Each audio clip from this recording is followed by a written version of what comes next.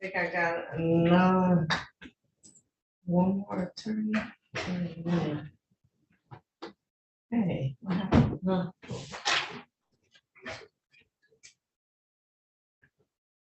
Okay, Terry. What's wrong? Are they logging off and coming back on? What is this, agreement? That's the one from yesterday, Judge. Habeas. Don't want to talk to you.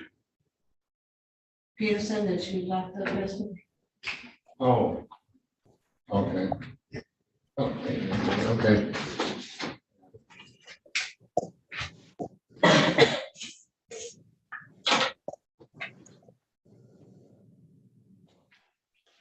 Yep. Okay. 36th District Court, City of Detroit, State of Michigan, is now in session with the Honorable Judge Ronald Giles presiding.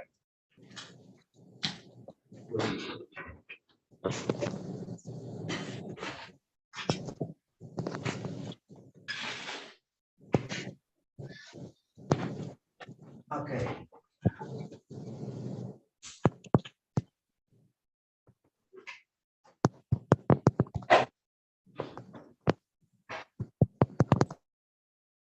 Spazzo, put your system on mute, please.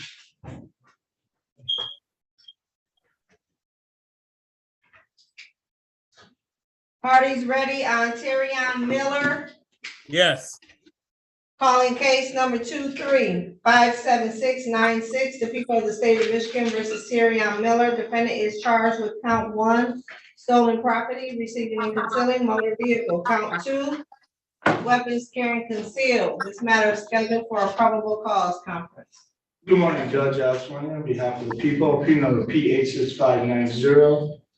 Good morning, Your Honor. For the record, Sterling Coleman on behalf of Terrion Miller, P43321. Mr. Miller, can you put your name on the record, please? Terrion Quandale Nathaniel Miller. Thank you. Mr. Miller, in the future, if you have to come back to court, please wear a shirt with a collar. All right? I don't do t-shirts. Do you understand? Yes, I just got out the hospital. I'm just letting you know for the future, okay? Okay, appreciate it. All right, thank you. Judge, yeah, if I may, Judge, I've discussed this matter with my client. I've discussed with Mr. Miller the nature of the proceeding before the court, that is a preliminary exam, and the various rights that attach. My client understands the probable cause nature, the burden, and has agreed to otherwise waive the preliminary exam and be bound over for further proceeding at the trial level.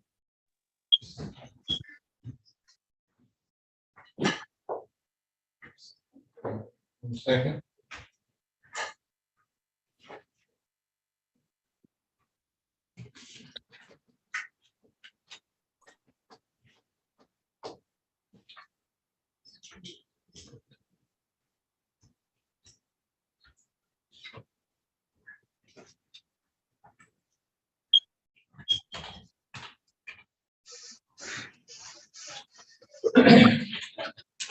All right, Mr. Miller. Excuse me. You understand that you have a statutory right to preliminary exam where the state must show by probable cause the crime was committed, and by probable cause you had something to do with committing that crime. You understand that, sir? Yes, sir. Anybody promise you anything or threaten you in any way that you waive your right to preliminary exam? No, sir. You do so freely and voluntarily after having opportunity to talk to your attorney about it. Yes, sir. Do you have any objection to the court signing your name to the waiver form? No, sir. No, Judge. All right, thank you, Mr. Coleman. All right, do people have any objections? No objection.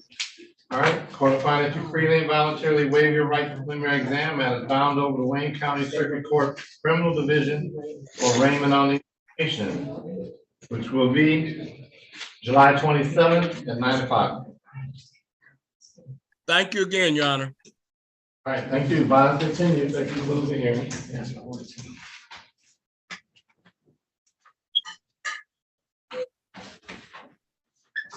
Parties ready on Alexander Smith? Yes, Your Honor. Calling case number 23-57723, the people of the state of Michigan versus Alexander Smith. Defendant is charged with count 1, police officer fleeing third-degree vehicle code, count 2, weapons stolen firearm, count 3, driving reckless. Matter is scheduled for a probable cause conference. Good morning, Judge Alex Swaney, on behalf of the people, appeal number P86590. Good morning, Your Honor, and good morning to your staff. May it please this honorable court. My name is Todd Russell Perkins, P55623, appearing on behalf of Mr. Smith, who appeared by way of Zoom. Mr. Smith, can you state your name? Alexander Omar Smith. Thank you, sir. Wait for me to call your name. Thank you, Your Honor. All right. Oh, yes, Your Honor, I have received discovery of this matter. I believe that, just one moment, may I speak with Ronald? Okay. I do have all the discovery in this matter. I think we've set a preliminary examination date. Can I look at my calendar? Sure. Okay. Well, let me ask you, while you're looking, are you available?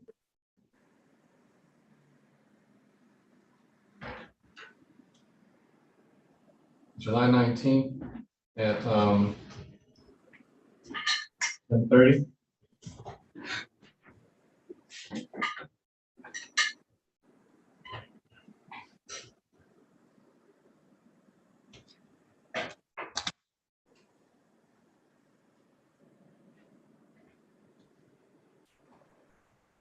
I am, could we do, is it possible that we could do something in the afternoon on that day here?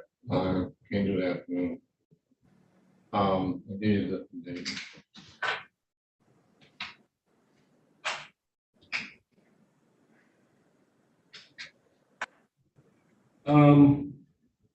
About the 20th.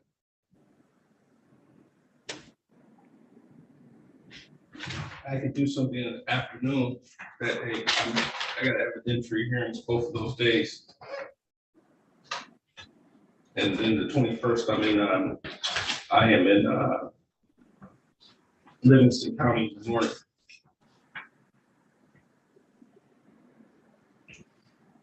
About the 18th The 18th. at 11:30 or 11:15. Maybe 11:30. You said 11:30 on the 18th? Yeah. Yes. Work? You seem surprised, right?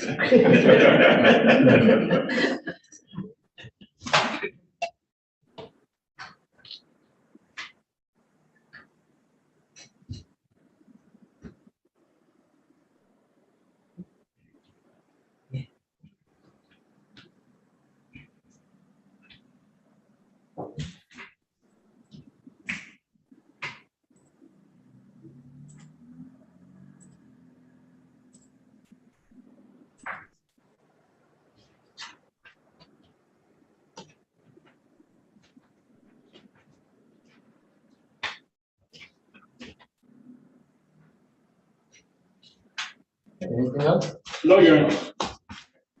Fine, continue. Thank you. Thank you.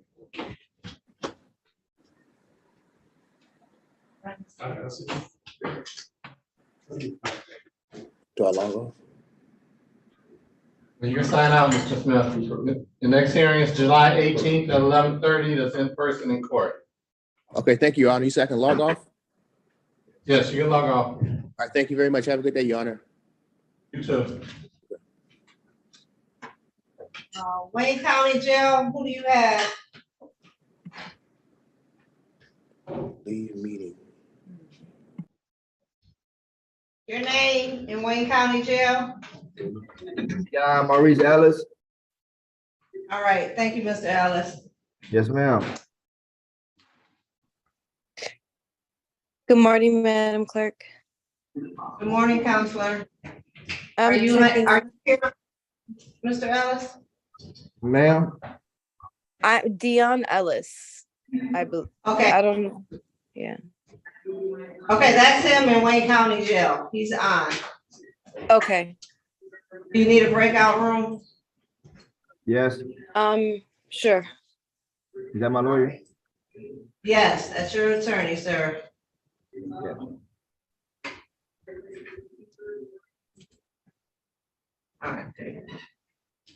All right. Calling case number 2357693, the people of the state of Michigan versus Kavion Singer. Defendant is charged with count 1, robbery armed. This matter is scheduled for a probable cause conference. Good morning, Judge Giles. On behalf of the people, P number P86590.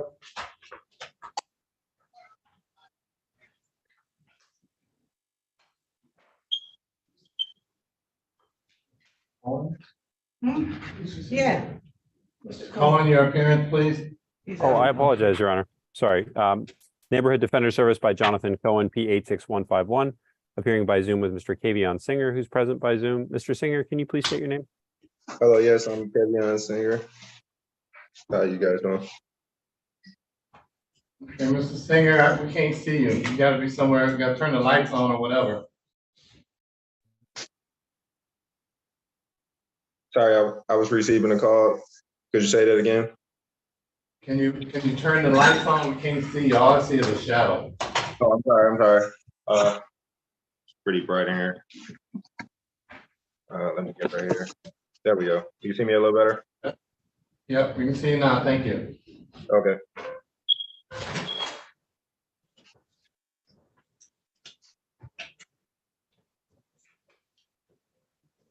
Owen, you asking for a preliminary exam? Yes, Your Honor. I am asking for an exam date. I am also making an oral request for discovery under Michigan Rule 6.201. And I sent a proposed order for discovery pursuant to that rule for the court's consideration, and I CC'd the people on that. I also had a response to the people's request for a protective order on redacted discovery in this case. An order was submitted to the court and I believe signed. And so I wanted to just put my objection to that protective order on the record. And so I filed a written response as well. Wait. Hold on. Okay. Is this the same issue that was already addressed in this court? No, this is the first time that this case has been before this court. I'm not sure if the court's referring to a different case. I didn't know. I didn't know if this was the same one or a different one. No, we had a similar issue with another case 1 or 2 days ago, Mr. Cato. But no, this is the first time that this issue has been addressed. This in this particular case, we were looking for redacted discovery, and a protective order was submitted to the court by email, and I was anticipating having a hearing, or at least an opportunity to be heard on that protective order request, but it was signed by the court, and so that's why I filed a written response to that request for protective order. Okay, that protective order, was that dealing with the employment records of a police officer? It was not.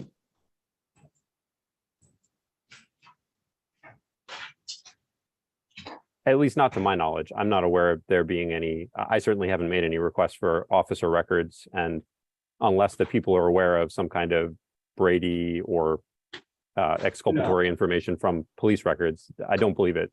I think it was with respect to redacted discovery. Okay, I have the signed protective order. Well, I don't have it in my file. So I need to see it. Yep.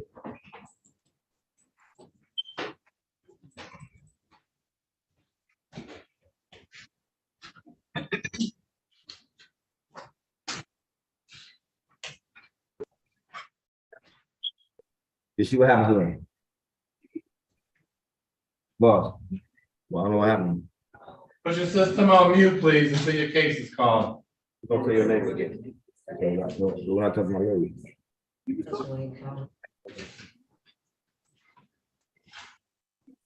She must have hung up. All right, wait, wait. Ellis. Oh. Dion. Mr. Ellis, I think they said my name. Mr. Ellis, can you stop talking, please? Oh, I'm We're in the sorry. middle. Yes, sir. Yes, sir. All right, please stop talking because we're doing another hearing. Yes, sir. I was talking to the dip. I'm sorry, sir. I know, but we can hear everything that's said, all right? And it interrupts what we're doing here. I was talking to my All lawyer. right. Hung up. Sorry. All right, thank you. How you doing today, Your Honor? Okay, all right, I gotta get back to this hearing though. Yeah, today my birthday, man. I'm feeling so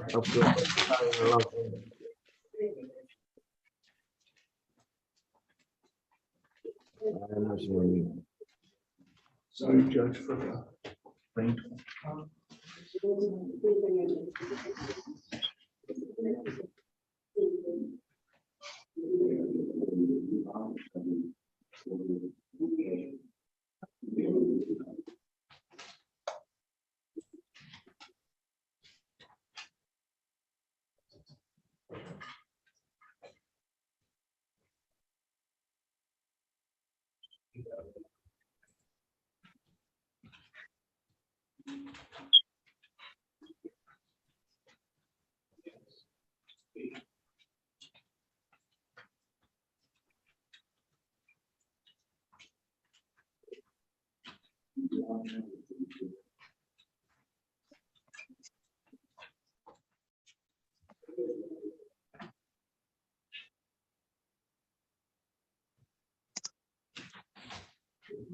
I don't know what happened. Mr. Ellis, please stop talking. Oh. All right, Mr. Cohen, Yes, Your Honor. what information, okay, I see the order. Actually, I don't remember it, although I signed it yesterday. So Mikey was in with some other stuff. Normally I wouldn't have signed this order. Not without it here. Okay, I'm looking at your order. What is it that you're asking for that you didn't get? So specifically, what I'm asking for is body worn camera from an officer, Michael Stone, who took the initial desk complaint from the complainant in this case, and it does indicate that he had a body worn camera. And then while I don't know for sure whether it exists any video of the interview by Sergeant Alex Colrin, who's the OIC in this case, of the complainant, the other items that I've requested by email, and I guess I'll reiterate that request, are Hold on, you're going too fast. Hold on. sorry. Interview of the complainant? Yes. Yeah, I heard it all. Okay, so based on that, you know, they said, and discovery. All right. What else? There are 3 other Detroit Police Department report numbers of very similar alleged crimes that I believe Mr. Singer is suspected of engaging in. And I'm asking for those police reports as well, on the theory that if there's any indication. The right to have that if it doesn't have anything to do with this case. Your Honor, it's my position that those reports may well contain exculpatory information as it relates to this case, because they are crimes with almost identical modus operandi. If there is an indication that someone else committed those robberies, it's obviously my position that that suggests that Mr. Singer did not commit this particular robbery. Oh, that's a big jump. No. Well, I'm gonna have to deny that now. I would not Understood, Your allow Honor. that. You can deal with that across the street depending on which way it goes. But no, Understood. I don't think it's relevant, nor do I see it as being exculpatory.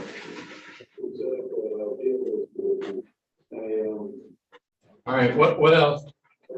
So those are the specific items that I feel either there's an indication they exist or they may well based on Detroit policy as it relates to recording interviews in capital cases. The proposed order is otherwise just a general request under Rule 6.201.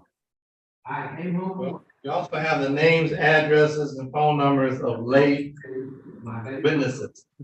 I think you already know my position is to that. Yes, Your Honor, I understand that the court has previously asserted that, well, I'm not quite sure actually what the court's position is. That is what the rule states, though, that we're entitled to that information. You're entitled to that information, but that don't mean anybody else is entitled to it. So I won't give that information without a protective order.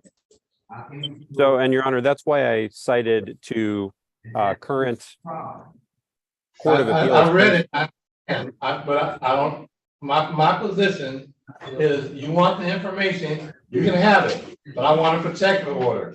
It's not gonna be provided to anybody else. Right, I understand. And my only request was that the people actually show good cause for the protective order with a particularized showing of why a protective order is necessary in this case for the protection of the individual victims, as opposed to just the general reasons why a protective order may be appropriate in criminal cases generally. And so far, I don't believe any showing has been made since the request was just put forward in writing, and I think is just a general request for a protective order. Well, because the court will find in this case, as is found in other cases, that the charges of this case are such that a protective order would be necessary. You want those addresses, then you get a protective order. I'm not saying you can't have them. I'm just saying nobody else can. Understood, Your Honor. But another officer ended up stopping me, hitting me, and asking me questions for no reason. When the process of him asking me a question. The body worn cameras for Officer Michael Stone. I'm gonna email OIC as soon as this is done. I'll email and ask for the Stone body worn camera and if video be with the complaint. Okay. I have no clue. I had no weapon on me. I had no gun on me. Okay, this is ridiculous. I don't need to, sir. I have no clue on anything, sir. You want me to mute him, Judge? I'm trying to find it, like, moving around. I just muted him. Oh, thank you.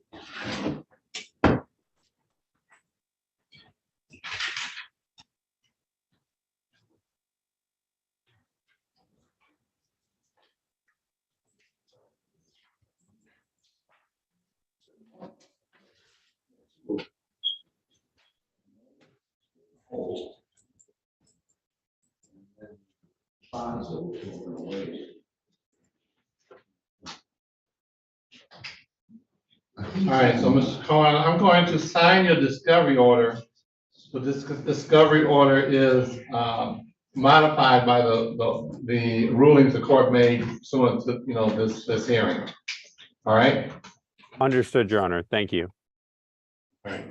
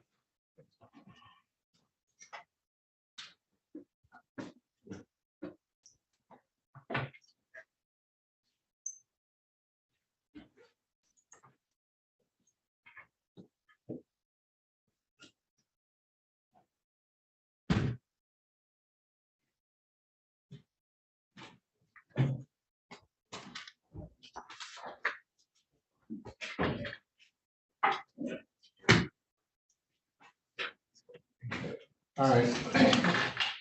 Cohen, are you available? All right, Ms. Cohen, are you available?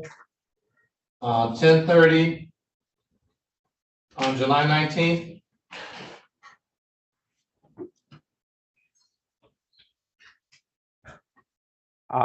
Does the court have anything a little bit later on the 19th? I have a sentencing at 10. I'm worried may run over. 11 o'clock? 11 would be great on the 19th. Yes, please. All right. 11 a.m. Yes, that works. Thank you, Judge. Okay. Thank you, Judge.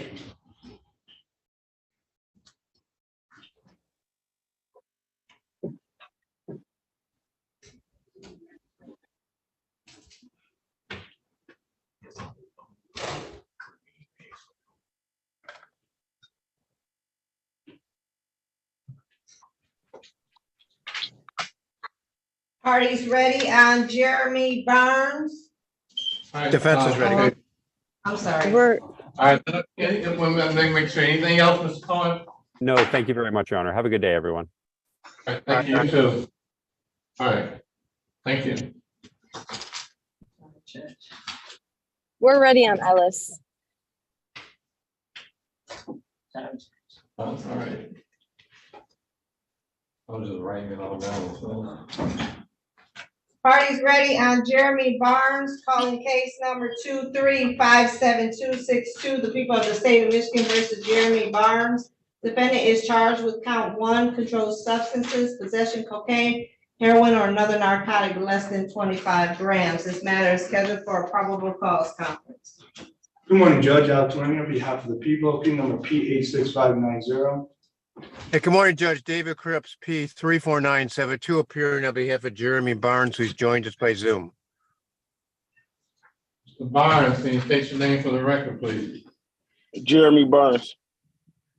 Mr. Barnes, just so you know, in the future, I don't do T-shirts or sweats in my courtroom, even on Zoom. So when you come back, please wear a shirt with a collar, all right?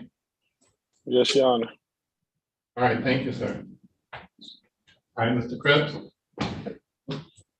Yes, Judge, Mr. Barnes and I have talked about his case. He wishes to waive his exam.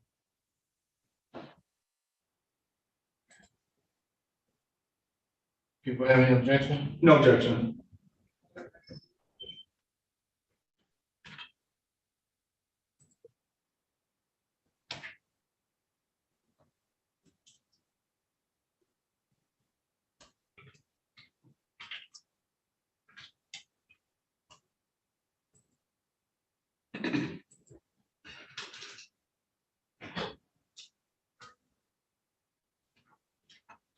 All right, Mr. Barnes, you understand that you have a statutory right to a preliminary exam when the state must show by probable cause a crime was committed and by probable cause you had something to do with committing it. Do you understand that, sir? Yes, Your Honor. Anybody promise you anything or threaten you in any way to get you to waive your right to preliminary exam? No, Your Honor. You waive your right freely and voluntarily after having opportunity to talk to your attorney about it. Yes, Your Honor. And do you have any objection to the court signing your name to the waiver form and initialing all? No, Your Honor. Mr. Cripps, do you have any objection to the court signing your name to the waiver form and initialing all? No, Judge, not at all. Thank you. All right, court will find that you freely and voluntarily waive your right to preliminary exam and is bound over to Wayne County Circuit Court Criminal Division for arraignment on the information, which will be July 7th, 2023 at 9 o'clock, and bond is continued. Anything else? Judge, yeah, was that July 27th? Yes, sir. Got it. Thank you, Judge. Thank you very much. Everybody have a good day. You too. Take care. Thank you.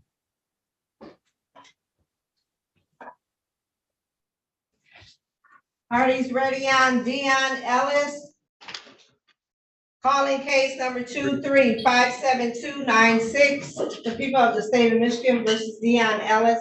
Defendant is charged with count 1, police officer assaulting, resisting, obstructing, habitual offender, third notice. Also calling case number 2357695. The people of the state of Michigan versus Dion Ellis. Defendant is charged with Count one, police officer assaulting, resisting, obstructing. These matters are scheduled for probable cause. Count. Good morning, Judge. Alex Swing on behalf of the people, P number P86590. Good morning, Your Honor. Attorney Sahar Faraj appearing on behalf of Mr. Dion Ellis. Mr. Ellis, can you please state your name for the record? He's muted, Your Honor.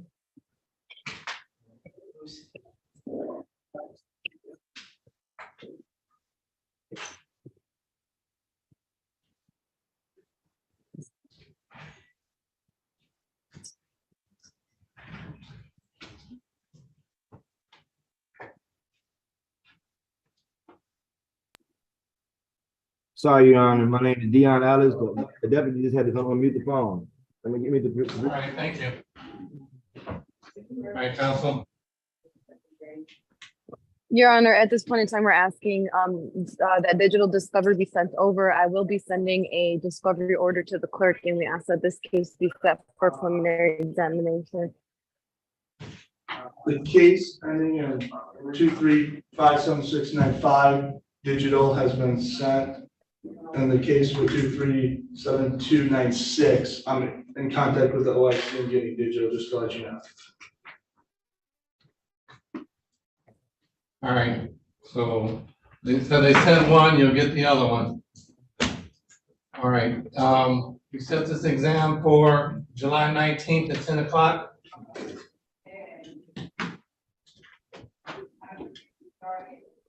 One moment, Your Honor.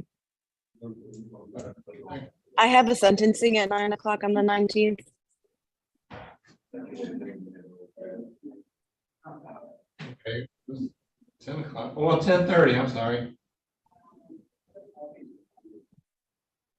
10:30? Yes. Should work.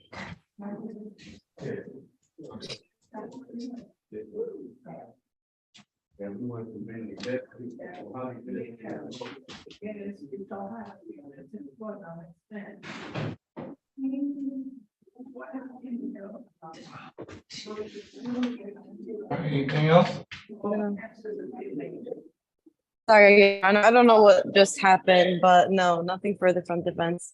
Actually, Your Honor, regarding Mr. Ellis's bond release conditions, he just informed me about the requirement that he wear a tether. However, there has I believe that he's been waiting a couple days. I'm not sure if that's exactly yeah, Mr. Ellis.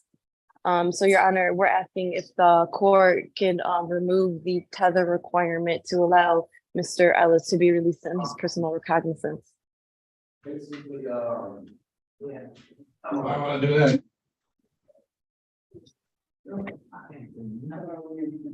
Third floor. Why would I do that? Health issues. Counsel, Yes, Your Honor. why would I do that?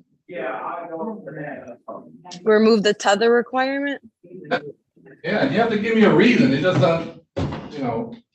Why Well, would I Your do Honor, that? he's been waiting in Wayne County Jail for some time, for a couple days now, it's my understanding, in order to be released due to a tether not being available. Mr. Ellis has made representations that he will be present in court, will attend all his court hearings, and we don't believe that he possesses a danger to society. So we're asking this court to remove the tether requirement.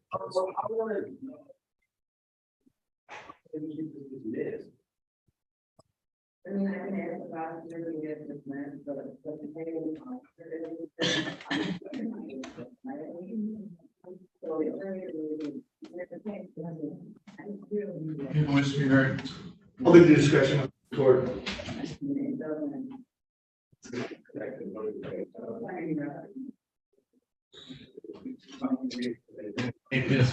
History. I'm not aware of. All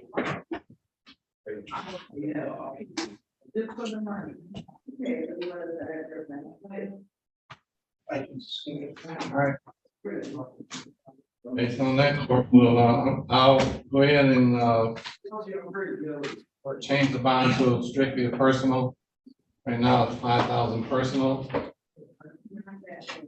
Remove the teller requirement. Thank you, Your Honor. In order. P number, please. Oh, 85175. Attorney, what does that mean? No, nothing other than that. Your tether requirement has been removed, Mr. Yeah, I can do Ellis. that not on my time. Not on my time, please. Not in open court. I'm gonna remove the tether, released on personal bond, but I need an order count. Oh, thank you, Your Honor. Thank you, Your Honor. Welcome.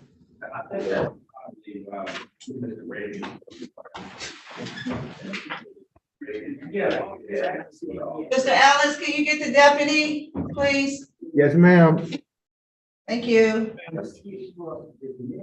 Deputy, we're all set with Mr. Ellis. Do you have Mr. Peterson? Yes, he's on, not right now, he's on his way down from the elevator.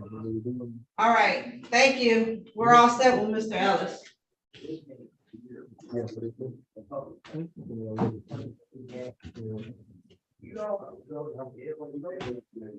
Ready to, Thomas?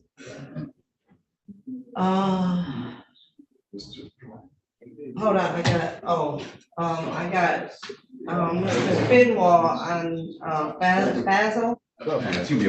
Hey, Your Honor, Your Honor. So no, you gotta talk to your client, your attorney, sir. I really can't talk with you. All right, so do I talk to my client right now, attorney right now? No, she went off. She went to do an order. You're gonna be released and then you go call her.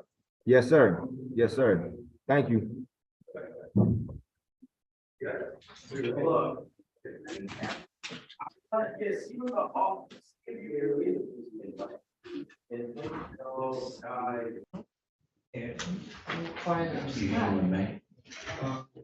You ready, counsel? Yes. Calling case number 2356130, the people of the state of Michigan versus Rebecca Fazo. Defendant is charged with count 1, larceny from a motor vehicle. This matter is scheduled for probable cause. Counsel. Good morning, Judge Alex Wing, on behalf of the people, P number P86590. Good morning, Your Honor. Daniel Finwell on behalf of Ms. Fazo, P66421. Ms. Fazo appears via Zoom. Ma'am, please state your name for the record. Rebecca Helen Fazo. Date and time for an exam, Judge. We're gonna waive that examination. I mean, date and time for a PCC. We're gonna waive the exam next week. Okay. Yes, Judge. Oh. You got it, sir.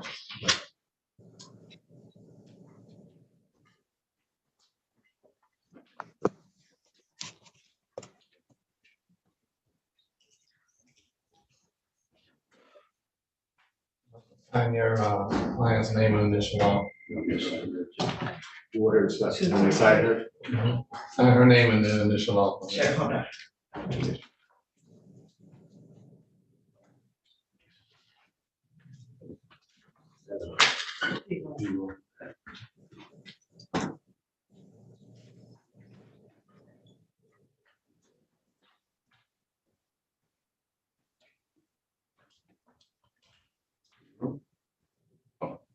No, hold on. I'm trying to get in touch. Stand. Keep forgetting someone's trying to call you. Yeah. All right.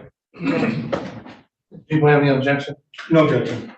All right, Ms. Fazo, you understand that you have a statutory right to preliminary exam where the state must show by probable cause the crime was committed and probable cause you had something to do with committing that crime. You understand that? Yes, Your Honor. Anybody promise you anything or threaten you in any way to get you to waive your right to preliminary exam? Right? No, Your Honor. You waive your right freely and excuse me, hold on. You waive your right freely and knowingly after having like I said, is after having opportunity to talk to your attorney? Yes, Your Honor. I waive my right freely. All right. Do you have any objection to your attorney signing your name to the waiver form? No, Your Honor. All right. The court will find that you freely and knowingly waive your right to preliminary exam matter found over the Wayne County Circuit Court Criminal Division for arraignment on the information, which is July 27th, at 9 o'clock. Okay, Your Honor. I have, it says on my Zoom, one's on the 19th. So is that one still accurate as well, Your Honor? No, your next hearing is gonna be July 27th. The 19th would have been your exam and we just waived it. Okay. I'll call you after, Ms. Fazio, and explain it. Okay, thank you so much. All right, thank you. Bye, continue. Thank you, Your Honor. Do I leave the group now? Yes, ma'am. Okay, thank you, Your Honor. Yeah, you're welcome. I'll see the best. Yeah, I'm on.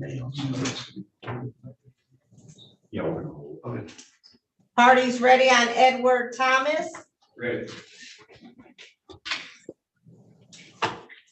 Calling case number 2357570, the people of the state of Michigan versus Edward Thomas. Defendant is charged with count 1, assault with a dangerous weapon, felonious assault, count 2, assault or assault and battery, habitual offender, third notice. This matter is scheduled for exam. Defendant has failed to appear. Good morning, Judge Alex Winger, on behalf of the people, appeal number P-86590.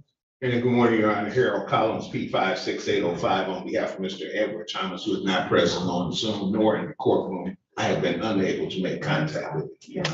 Okay. The people motion for habeas. Right, habeas shall issue. Any bond previously submitted shall be forfeited. The bond said 30,000 cash. Thank you, Judge. Thank you.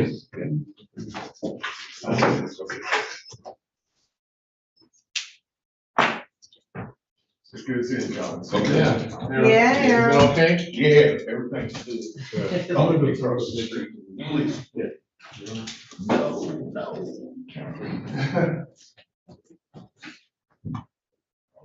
So, I'll walk in. oh, Hamilton, we're waiting on, what is Attorney Hamilton? She's still on. She's on. I'm available. All right, yeah, I seen you, I'm sorry, kind of forgot about you. But yeah, they should, I know you heard they're supposed to be bringing him down, so. Yep, no problem. If I could be put in a breakout room with him, if at all possible, that'd be great. When he does get on. Okay, Thank you. you're welcome. Okay. We have Mr. Ronald. Oh, back here. Oh, where? Yeah. Okay. Okay. Dang, they should brought her first, hers is before his. Yeah. Right here. Docket for the month?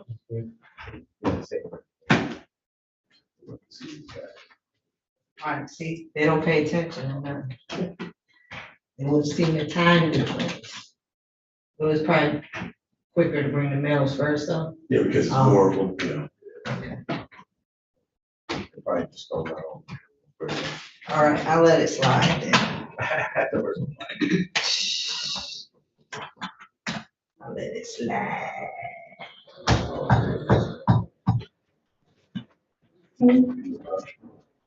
Oh, is that Mr. Pearson? Yep. Yep.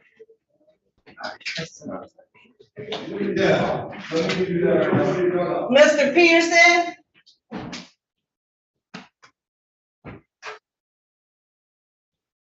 I'm gonna put you in a breakout room with your attorney, okay? You gotta ask the deputy to unmute it for you if you don't know how, because it's on mute. It's unmuted. All right, there you go. I'll put you in a breakout room with your attorney.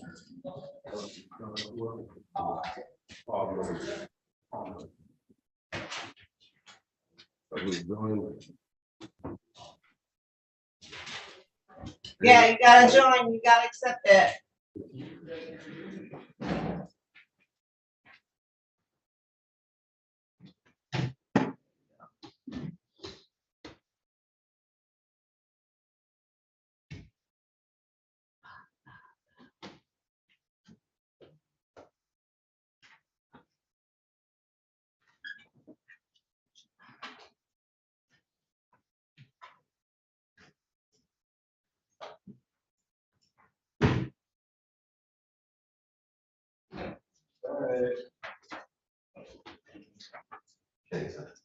Hey. Oh, is that why he came back on? Yeah, I think he logged off now, though. he's sitting at his desk.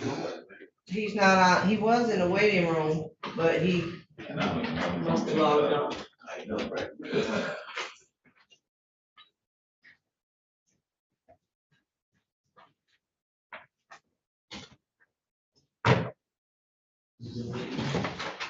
Huh? Yeah, Mr. Smith.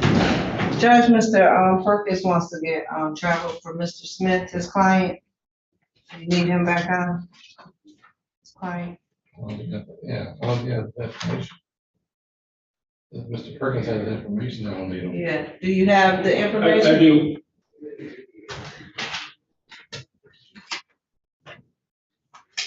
Okay, I'll recall it. Ready? Whenever, he just stepped out. Oh. Mr. Alex.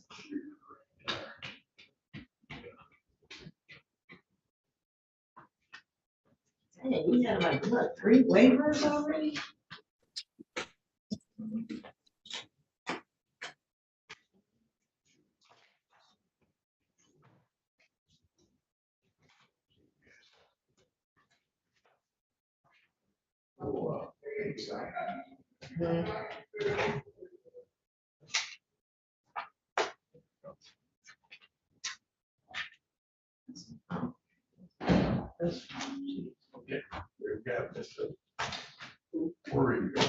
Yes. You ready, Council?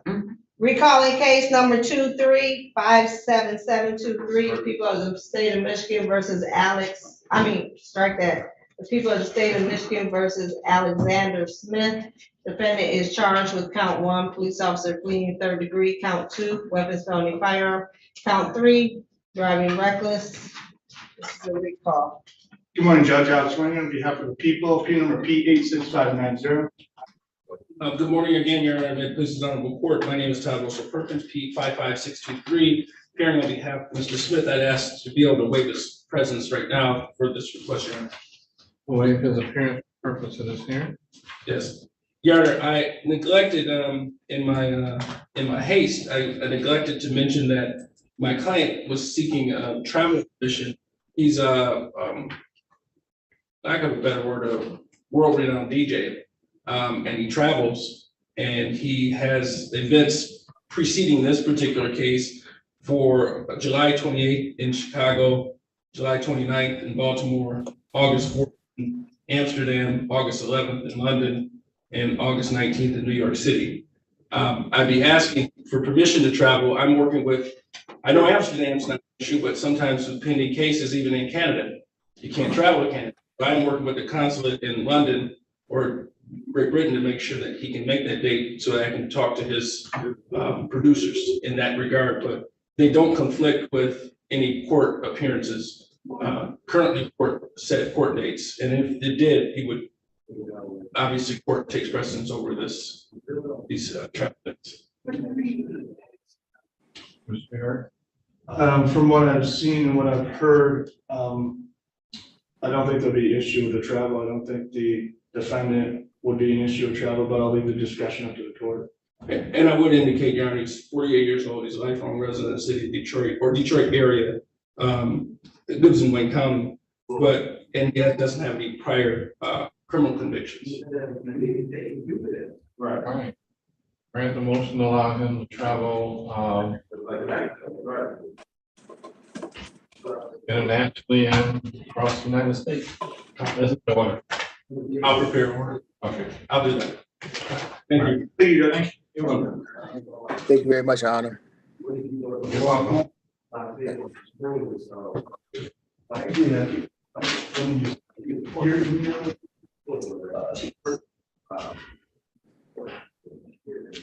Mr. Perkins, you can email it to me. Okay. Yeah, she can, Okay. Katie can put it to me. Okay. All right. Thank you. All right. Are we ready on Terry Peterson? Attorney Hamilton? I'm here. Yeah, your attorney On two, I just. Mr. Smith, I can get stuck.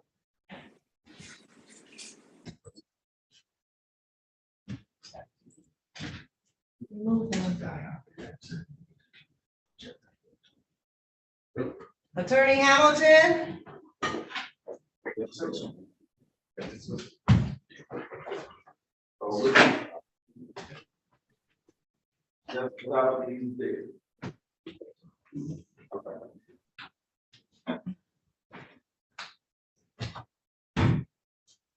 Did she say she was going in another hearing, Mr. Peterson? No, he said he was coming in right into ours.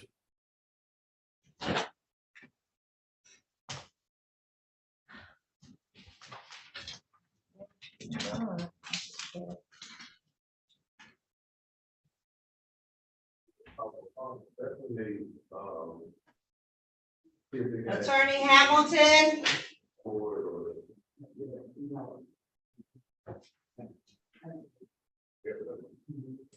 I can send her a chat.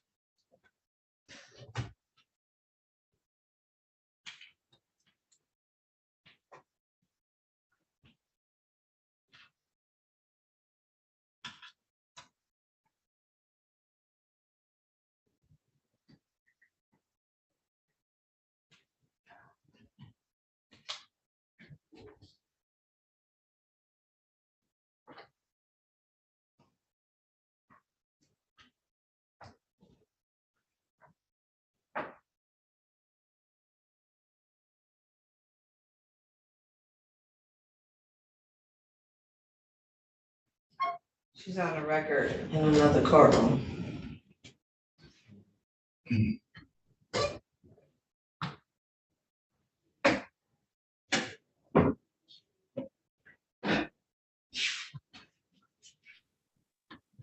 Apologies, Your Honor. Of course, all my cases get called at once on all the Zoom meetings. I appreciate your patience.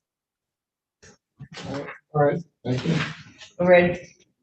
Calling case number 2356873, the people of the state of Michigan versus Terry Peterson. Defendant is charged with count 1, breaking and entering a building with intent, habitual offender, third notice.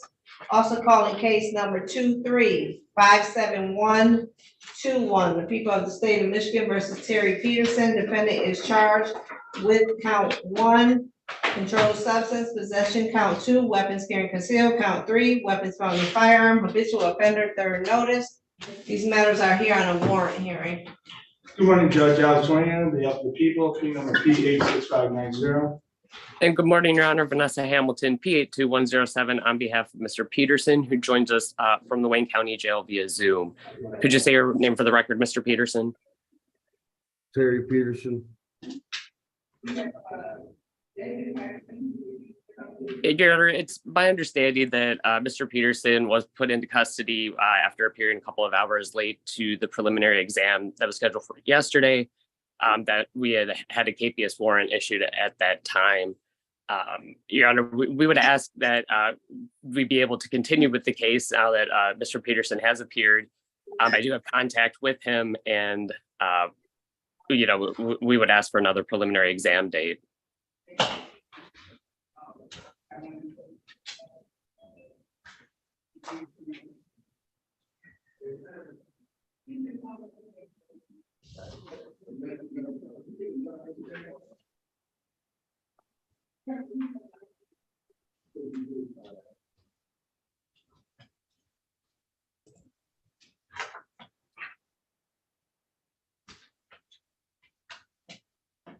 Additionally, I would like to argue bond as well.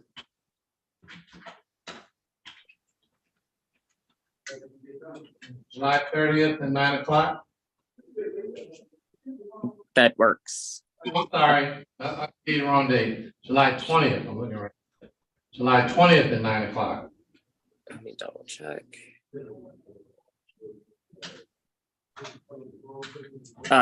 Yes, that works.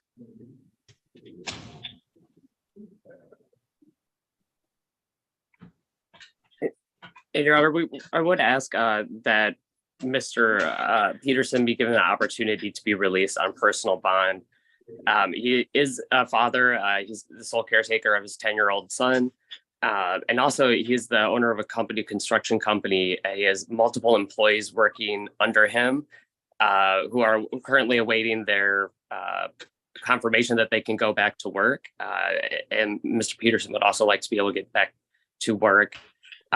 Unfortunately, he did not appear on time for his preliminary exam, but he did make the efforts to appear and did attempt to contact me later in the day after the exam scheduled time. And so, Your Honor, I would ask that, I think this suggests that Mr. Peterson is ready to take on this case, would like to appear. He's making efforts to appear. And we will make sure to be on time for the next preliminary exam date if he is allowed the opportunity to be released. I'll leave the discussion up to the court. This is the second time I've capious Mr. Peterson on these files. Second time. I apologize. Yes, I don't know what it is. I don't know why. He came in here almost 2 hours late yesterday.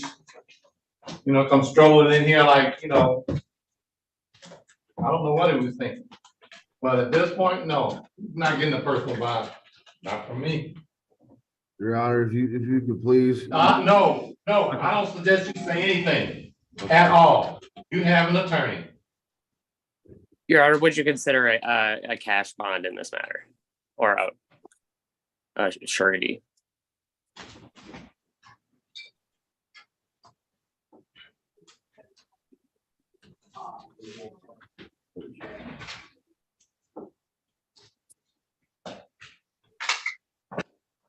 Give a 10,000, 10% bond on each one. Thank you, Your Honor. Could you call my fiance, sir? So her name was Terry. She has also contacted you. Sure. Would it be possible for me to be put in a breakout room again with Mr. Peterson, just to get that number? Sure. Yeah, we can put you back. Mr. Peterson, your next date is July 20th at 9 o'clock. Do not be late. I will not. Like I said, I need you to listen. I'm not going to wait for you at all. I'm going to call your case at 9 o'clock. If you are not here, I'm going to capious you. Then I guarantee you will not get a bond that you can make. Do you understand? Yes, sir. Thank you, Your Honor. All right, thank you. All right, I'll put you in the breakout room. Thank you.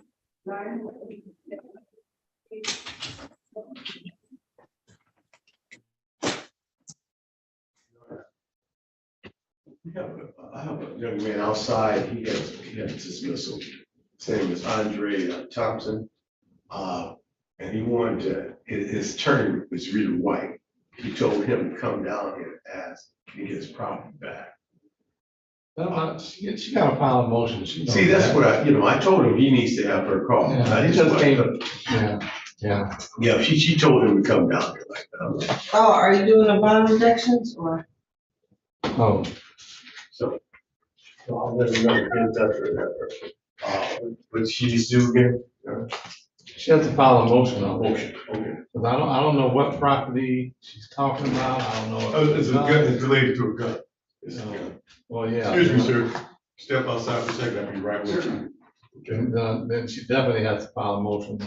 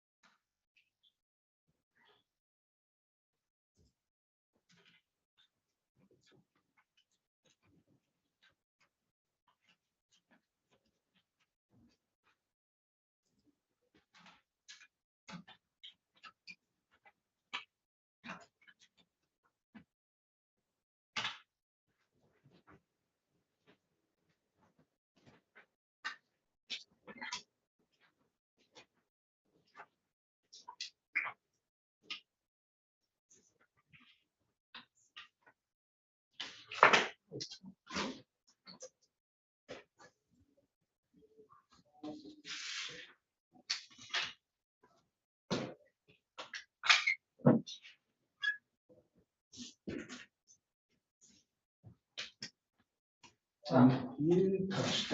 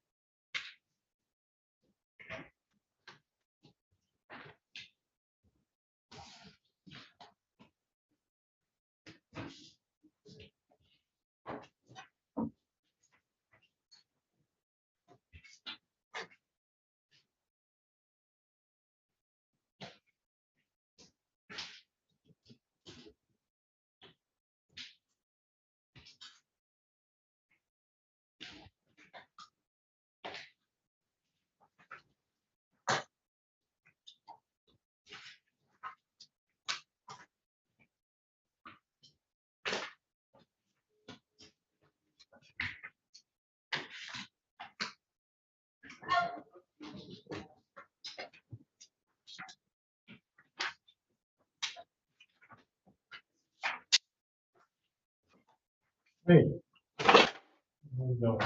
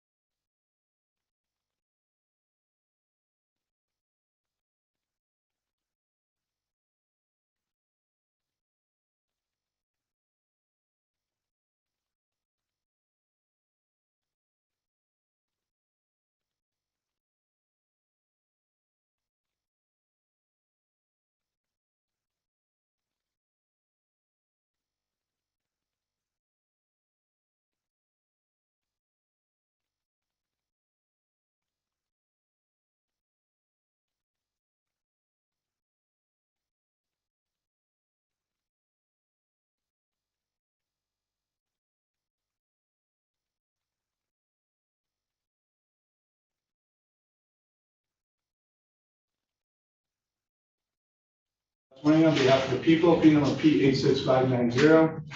Good morning, Your Honor. Neighborhood Defender Service by Jonathan Cohen, P 86151, appearing in person with Mr. Chauncey Davis, who's present and out of custody. Mr. Davis, can you please state your name? Chauncey Dewan Davis. Thank you. You ready to proceed? People are unable to proceed as if necessary witnesses fail to appear. Defense would make a motion to dismiss, Your Honor. And dismiss without prejudice. Need a dismissal form, please. Yes, I will fill one out. Okay, hold on, Ms. Hold on, she's gonna prepare the one. You decide. Thank you.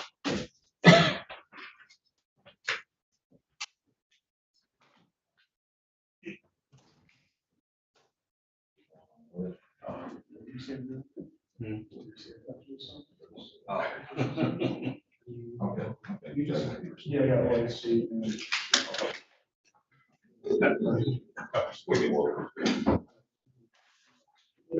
Here, can you?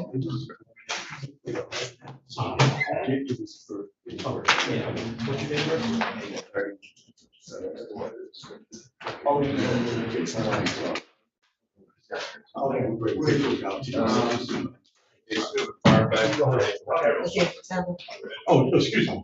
Mr. Davis, you have a schedule? Yes, okay.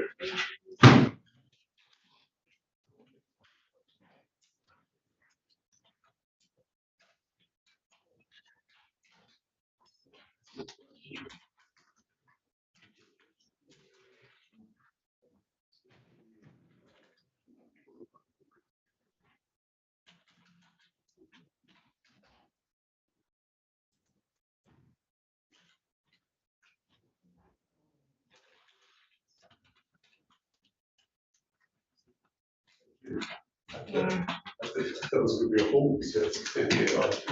I know, I just, huh? He said he had all his people here, thumbs on.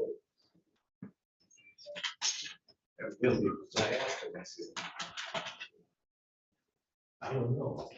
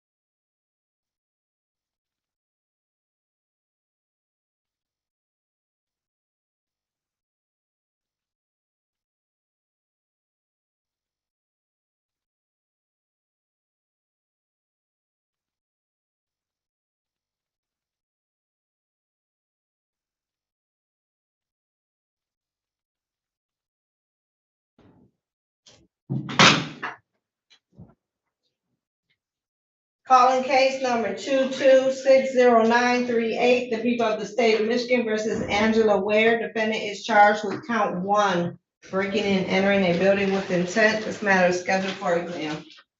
Good morning, Judge Alex Wang on behalf of the people, P number P86590. Good morning, Your Honor.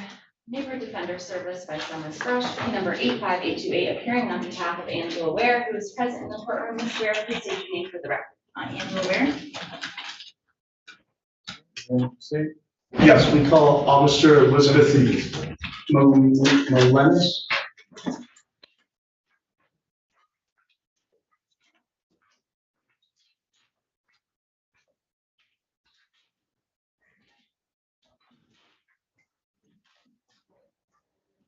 Last name?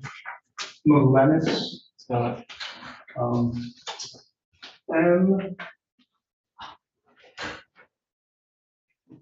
Mellas.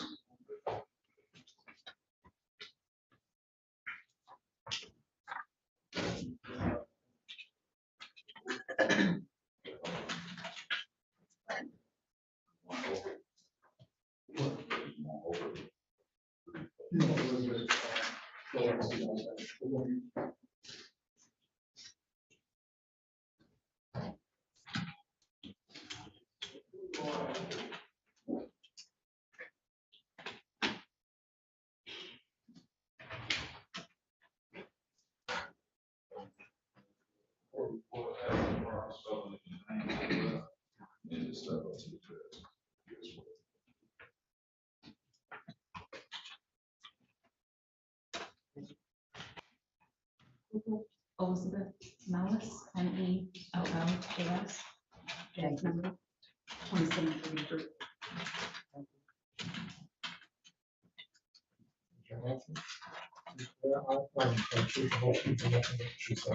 Yes. Put a door towards you, please.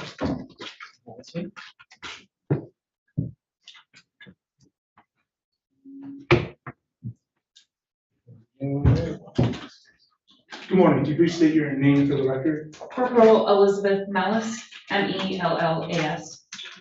And what is your job?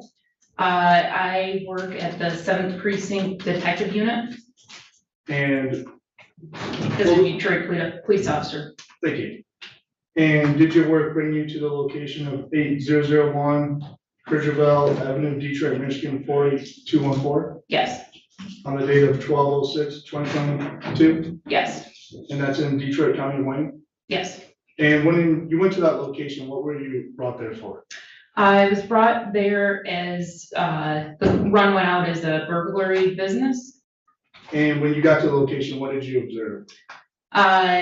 The back door had been pried open, and inside the actual building, it looked like multiple items were thrown on the floor, or like a disarray, and items were also missing from the location. Did you see anything of Okay, signs? how would you know that? I spoke with You got the information from someone else. You don't know it firsthand, right? Correct. All right, then strike it. Strike at least the last part. What did you observe about any doors at the location? The side door had appeared that it was pried open.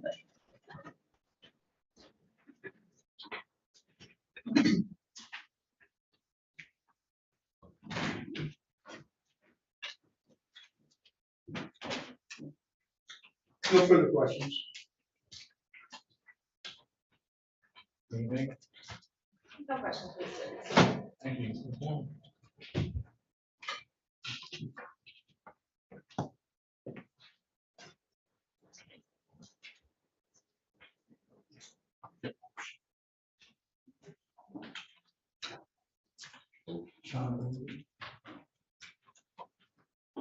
The next witness will be called Shane Overby. Shane Overby.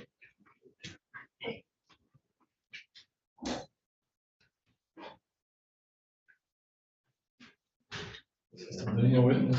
Yes.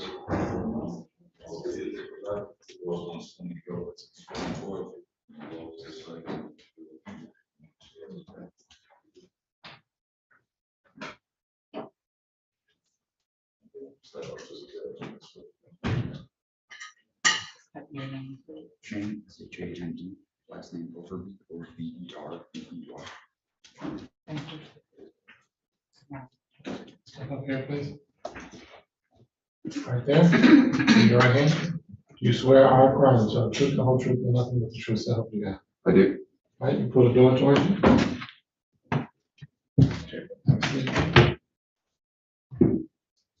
Mr. Overby, you're gonna be asked a series of questions. Okay.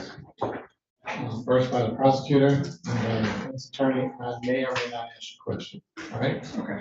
You have to answer all your questions out loud, verbally using words. You just can't shake your head and say, say yes, no, whatever the answer is, okay? Also, I need you to listen to the question, answer the question in silence. So if it's a yes or no question, just say yes or no. Okay. You know, if you need additional information, I'll ask another question, all right? Okay. I have a tendency when we talk about something that may have been traumatic, we have a tendency to ramble. You know, we say this happened, this happened, this happened. We want to get the whole thing out. All right. If you do that, I'm going to miss something. All right. If I miss something, I might not make the right decision. Okay. I know nothing about this case. One thing I know about this case is his name, which is charged with. I know your name. All right. I get all my information from what happens in court. One question, one answer. Okay. All right. Thank you. Good morning. Please state your name for the record. Shane Overby. And did you go to the location 8001 Kerberjeval Avenue, Detroit, Michigan, 48214? Yes. On the date of 12/06/2022? Yes. And that's in Detroit County, Wayne? Correct. And what brought you to that location? It's our clothing boutique. It had a break-in that night, and our employee showed up and said that. Okay, no, stop. Receive our question and answer, please. Did you go to the location? Yes. Did you observe anything in the location missing? Yes. What did you observe missing at your location? Computer, cash, shoes, and a piece of clothing. Was any door damaged? Yes. I believe. Was anything wrong with the building? Yes, there was damage from the break-in. Did you see anything different about the building when walking to the building? Not when walking to the building. The doors that were broken into were in a back hallway. So when I walked to the building, no, but once inside the building, yes. How did you know the doors were broken into? They were wide open. They'd been pried open with a crowbar, the deadbolt. Objection. Objection sustained. Did you see it being pried open? No, it had been broken open. It was broken. Yes. Okay, okay, say that.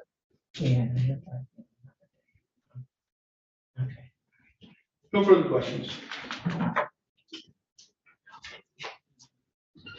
No questions for this witness, Your Honor. Thank you. Thank you.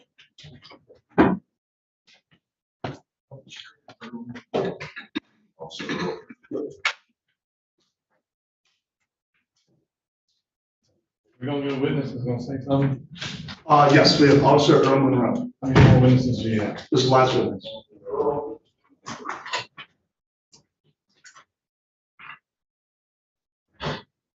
So that's Officer Earl Monroe. Earl Monroe. Yep.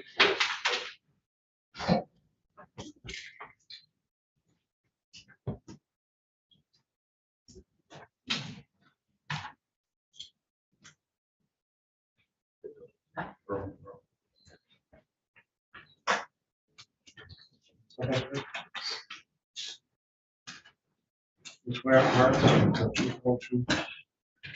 Oh, yeah. What was it?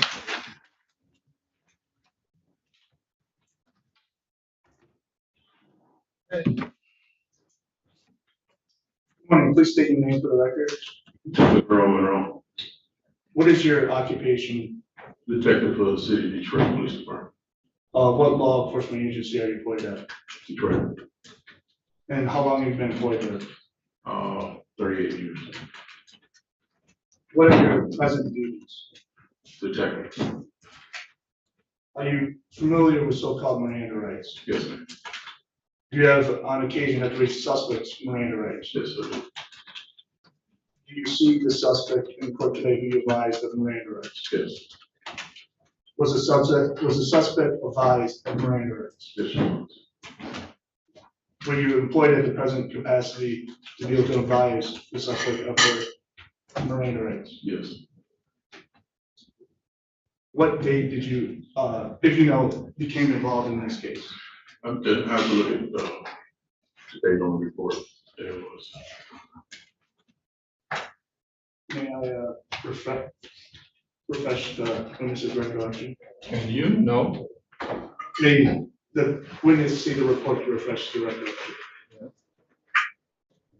It was on 12/13 at 11:45 a.m. 2022.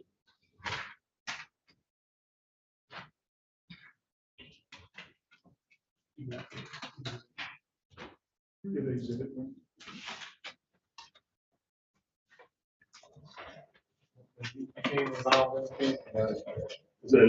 I read her rights at 11:32. I took the statement. okay.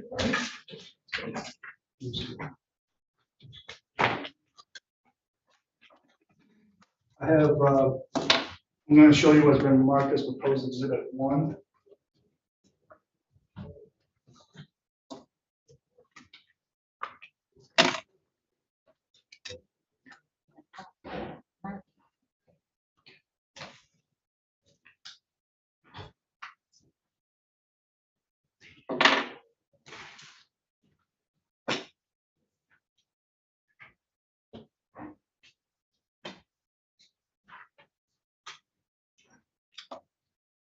May I approach, Judge? Did you show it to council? Yes. Yes. Do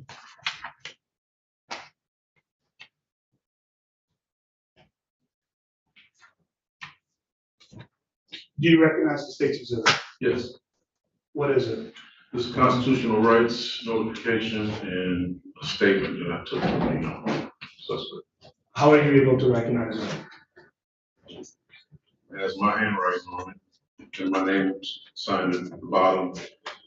And at the top of the interrogation record, got my name on the top of that. Does that have the suspect's name? It has the suspect's name. Your Honor, people move to admit people's exhibit 1 into evidence. Your Honor, I'm going to object to the admission of evidence at this time. I'd like to have the opportunity to ask questions about the voluntariness. Okay, we haven't dealt with that at all. Objection sustained. Did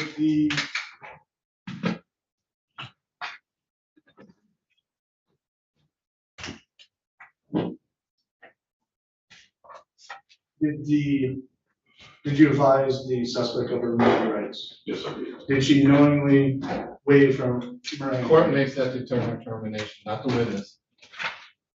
Legal determination.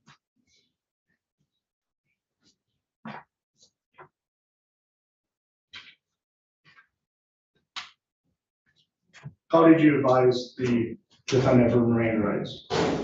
Well, I go by the sheet here. There's 5 rights on here. I have them read the first one to me. No, not what you do normally, not what you do by habit. What did you do in this case? I had her read the first one out loud, just so I can determine whether she knows how to read. Then I read the rest of them. After each one is read, I have her initial, telling me that she understands her rights. If she didn't understand, I asked her to explain, and I would. She initialed all 5 of them, then signed the bottom, saying that she understood.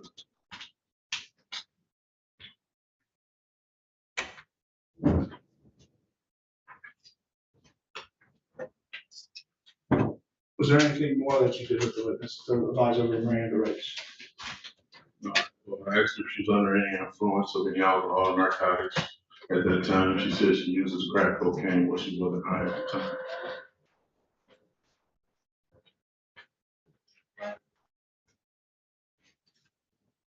Was there anything else? No, that's it.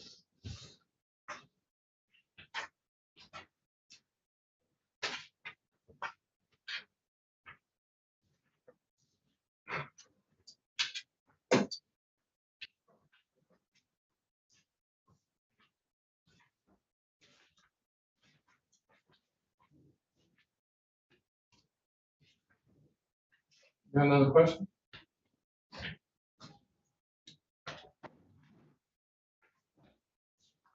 Allow the defense counsel to board here to witness about the minor rights.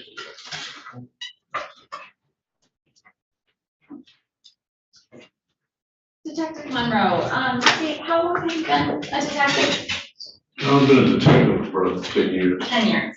And so you conduct a lot of these interrogations, right? Yes, ma'am.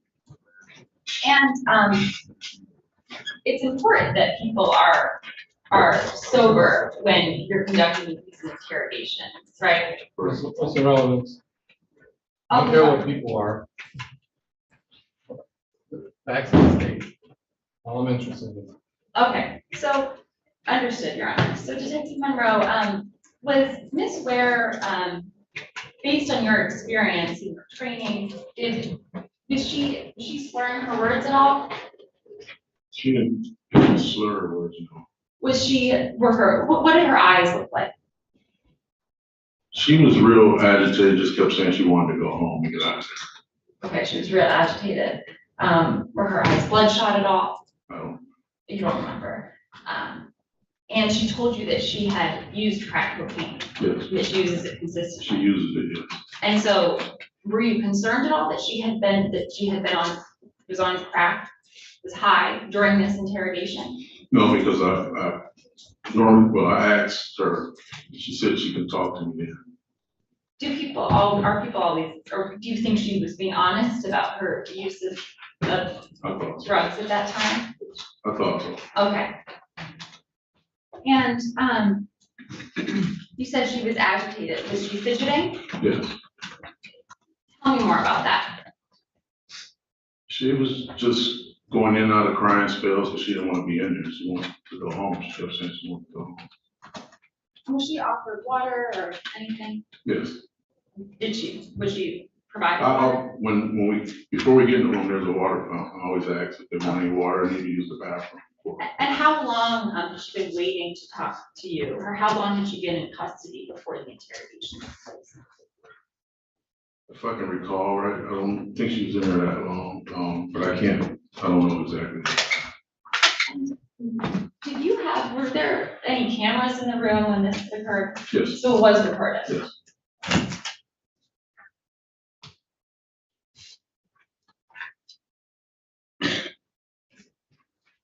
And did she indicate to you that she understood the rights? Yes. No further questions, Your Honor. I would object to the voluntariness of the statement and the knowing and voluntariness of the statement due to the fact that Ms. Ware, based on her agitation and there's an indication that she was high at the time of this. No indication. But because you're fidgeting or agitated, that don't make you high. Your Honor, she'd also indicated to the detective that she. I gotta go by what's on the record. You telling me something that I haven't heard? I believe that the detective did testify to Ms. Ware acknowledging that she has used. Has used. Yes. But that she wasn't high at the time. That's his testimony. Understood. Okay. The prosecution moves to the next exhibit. The witness, knowing was read her Miranda rights. She signed the document, signing each letter next to the document.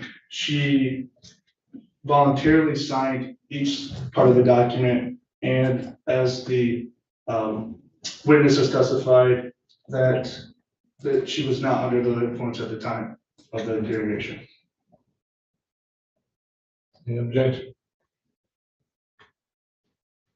This time. Regarding admitting the document? No, Your Honor.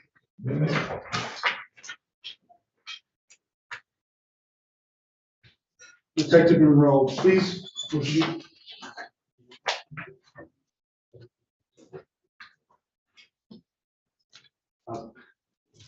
Detective Monroe, we'll just start with page 1. You can read. Page 1 of what? Page 1 of 2. Page 1 of 2 of what? What are you talking about? Page 1. What are you? Tell me what you're asking him. Are you asking to read something? Yes, the statement. No. Okay, we'll talk. Detective Monroe, what, questions were asked of the victim? Well, no, No, what questions were asked? no. No.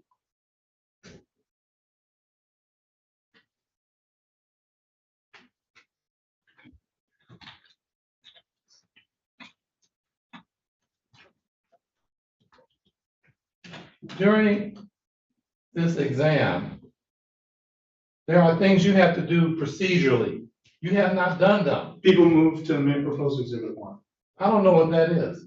We already did that. That's the constitutional right form. So what? Okay, well, I'll admit it. Okay. There are other things you still haven't done.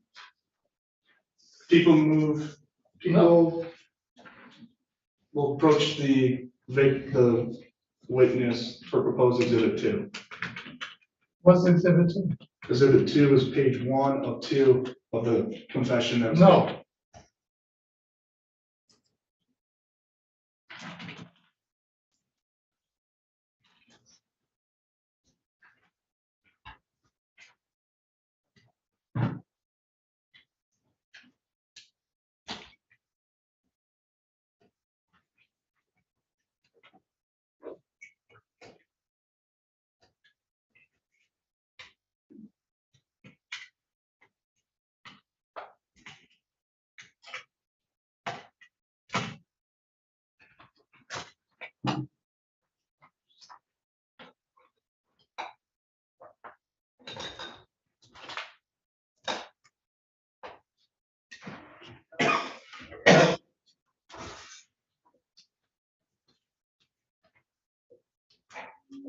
For this case, did you take a written statement of the suspect? I did. And when taking this written statement of the suspect, did you ask him questions? Yes, I did. And when asking him questions, did you do this in written form? I did. What sort of questions did you ask? No. And it's a proper, question is improper. You still procedurally have to follow the court rules.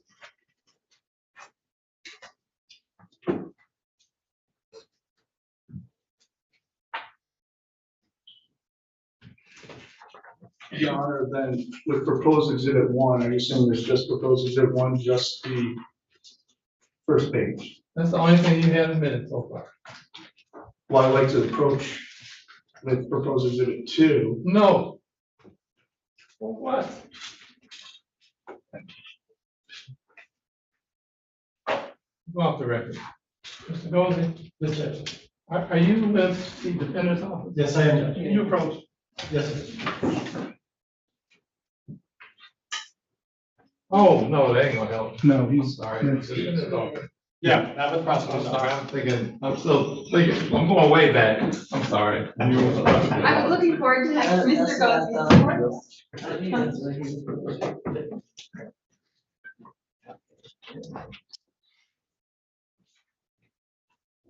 Process you have to do. You don't know what it is.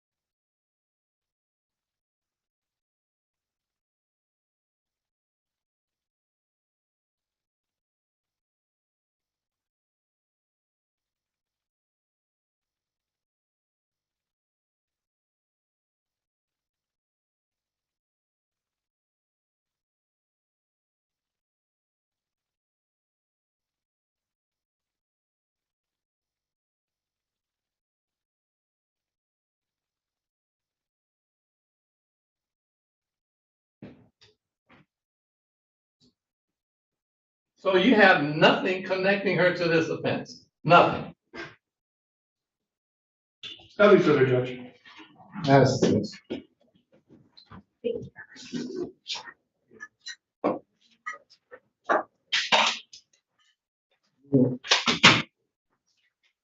Yes. Yeah, that's. Okay, come this way, man. Excuse me. Alex, is that yours? Is yours? Yes. Okay.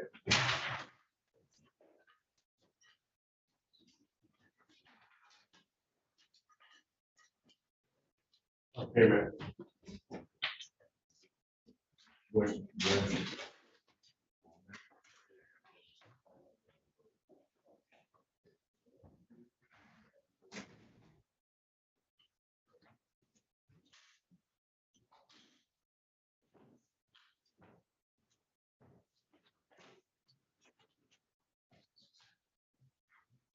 I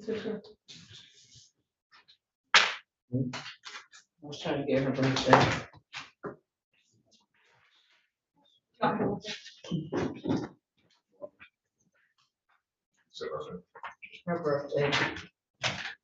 birthday. I got it, don't worry.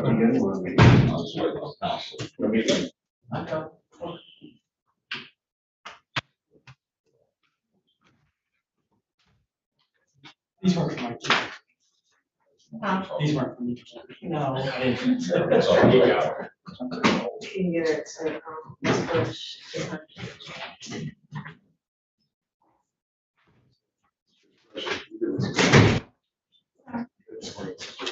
Oh, yeah. I'll go downstairs.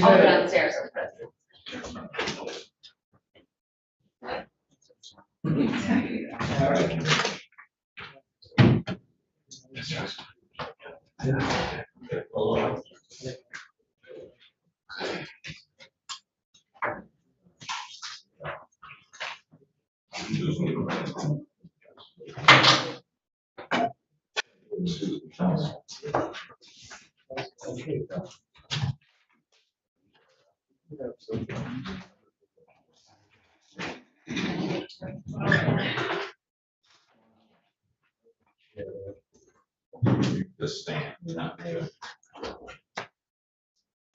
Oh, it's May 1st, okay. You ready?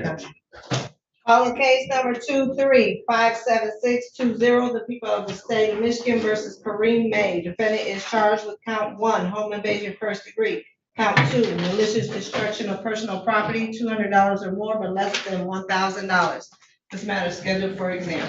Good morning, Judge. Alex running on behalf of the people, appealing on P-86590. Good morning, Your Honor. Daniel Finwell, P-66421, on behalf of the defendant Kareem May. Sir, please state your name. Kareem Cleveland May. Ready to proceed? No, Your Honor, we're going to waive the examination. I think you have a signed waiver form. We decided to waive. Do we have any objection? No objection. I would like to address bond at some point, Judge. One second.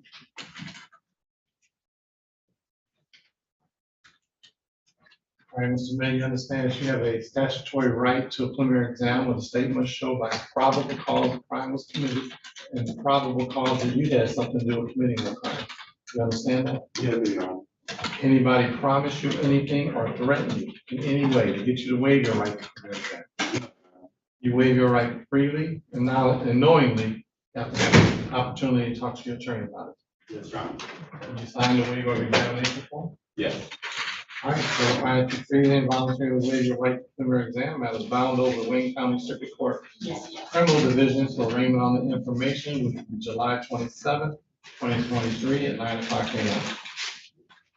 What's the issue at the bottom? Well, he's got a tether on, Your Honor, and it's a house arrest tether. He's hoping we could lighten the restrictions on that, where he'd be able to go to work. He works at, he's got 2 jobs. He hasn't lost his jobs. He works at Comprehensive Logistics. He works a midnight shift there. He also works midnights at Little Caesars Arena doing janitorial.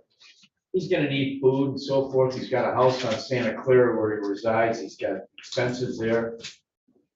He if I would indicate too, he's physically able to walk and all that, but you may see in the records, he suffered a stroke a couple weeks ago in the jail and was taken out for 4 days. So I don't think he's any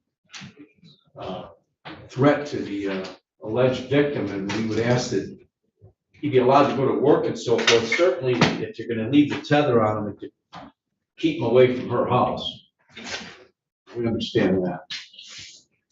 You wish to be heard? I'll leave the discussion up to the court.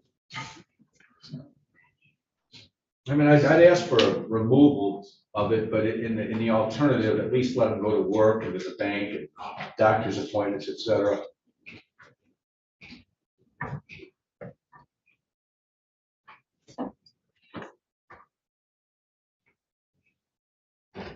What hours do you work, sir? Thank you, Your Honor. What hours do you work? Comprehensive logistics from comprehensive logistics from 6 p.m. to 4 a.m. Little Caesars Arena from 10:30 a.m. to 7 a.m. But sometimes it varies. They may have me come in at 5 in the afternoon or 1 or 1:30 in the afternoon. But those are mainly the hours, but they vary. Sometimes they switch them up every other. They're both part-time. Correct. Commitments, is that correct? Correct. So comprehensive logistics is full-time. Oh, Little Caesars Arena is part-time. Okay. So it's odd hours, Judge. It's 6 p.m. to 4 a.m. Comprehensive? Yes.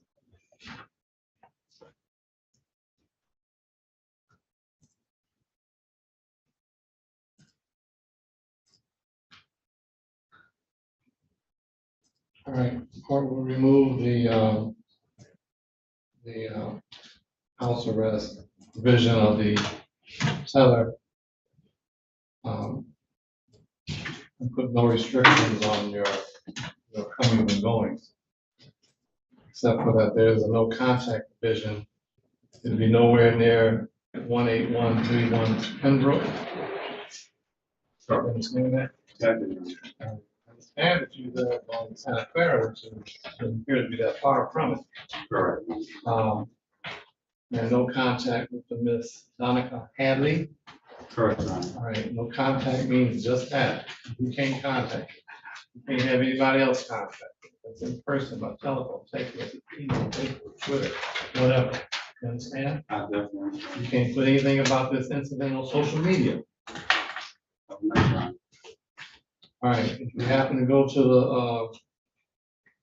the corner store, local supermarket or whatever, and you see her, it's your obligation to turn around and walk away, not hers. You understand? I do. All right. I just need a boundary adjustment. You had a question? None, Your Honor. Hold on, leave the form. You might want to ask your client, I think you have something. Did you have a question? Yeah, you can tell your attorney first. Yeah, what about the rest of that?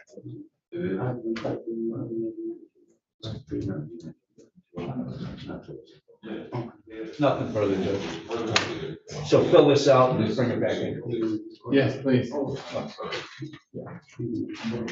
I did have a question, Your Honor. They have a child in common. Well, they have a child that's in dispute, whether it's in common or not. No, not this case. I have another mother of my kids. We have 2 daughters. I have joint custody with her already for the last 7 years. Would I still be able to get my joint custody days in or no? That has nothing to do with this Nothing case. to do with the case. Okay. Yeah. That's All what it doesn't have anything to do with that address and that. Yeah, that's fine. That person, yeah. Sorry. Not restricting your movement.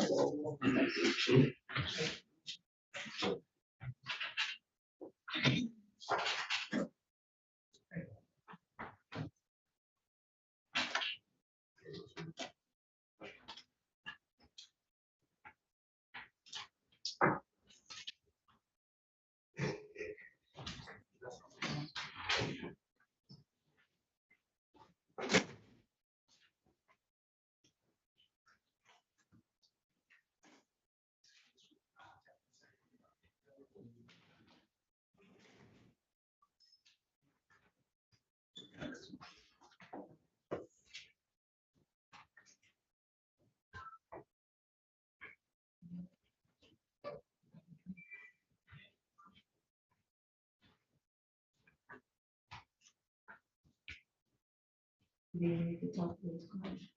I think we talked. Do you need to talk to these ones? No, I'm good. All right.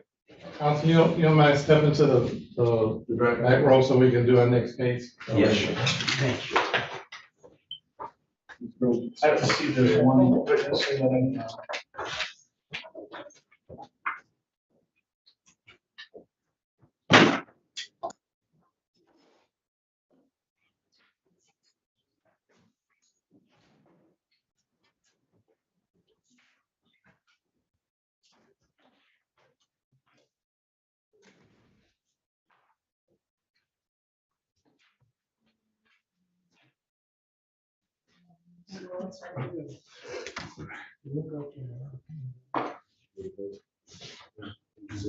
Please, please.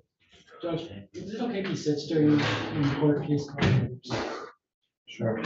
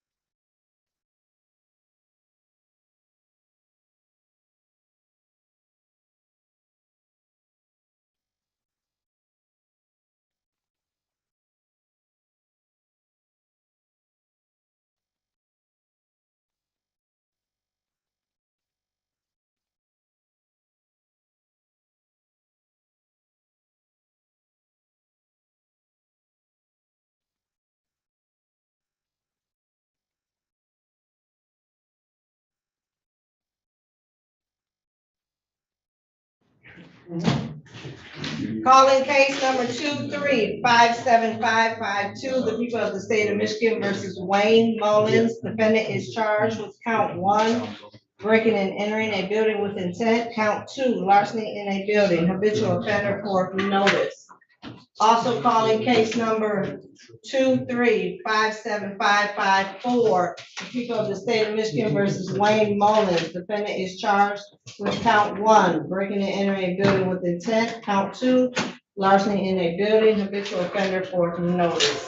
These matters are scheduled for a Good morning, Judge. Alex Tony, on behalf of the people, P number P86590. Greg Dozy on behalf of Mr. Mullins. Judge, before we begin though, point out that this case involves same client accused of breaking and entering into the same facility on the same night within a matter of 2 hours. So for the sense of expediency and maybe judicial economy, hold both exams at one time rather than calling them as 2 back-to-back cases. If counsel has no objection, I think that would make sense. I have no objection. All right. We'll do both of them again.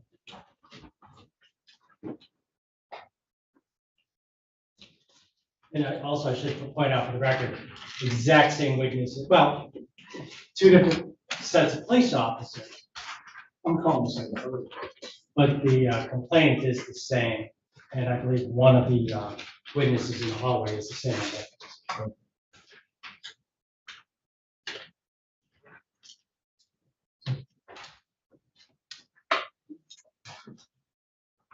You feel comfortable doing that? Yes, Judge. The people call Reverend Hurd.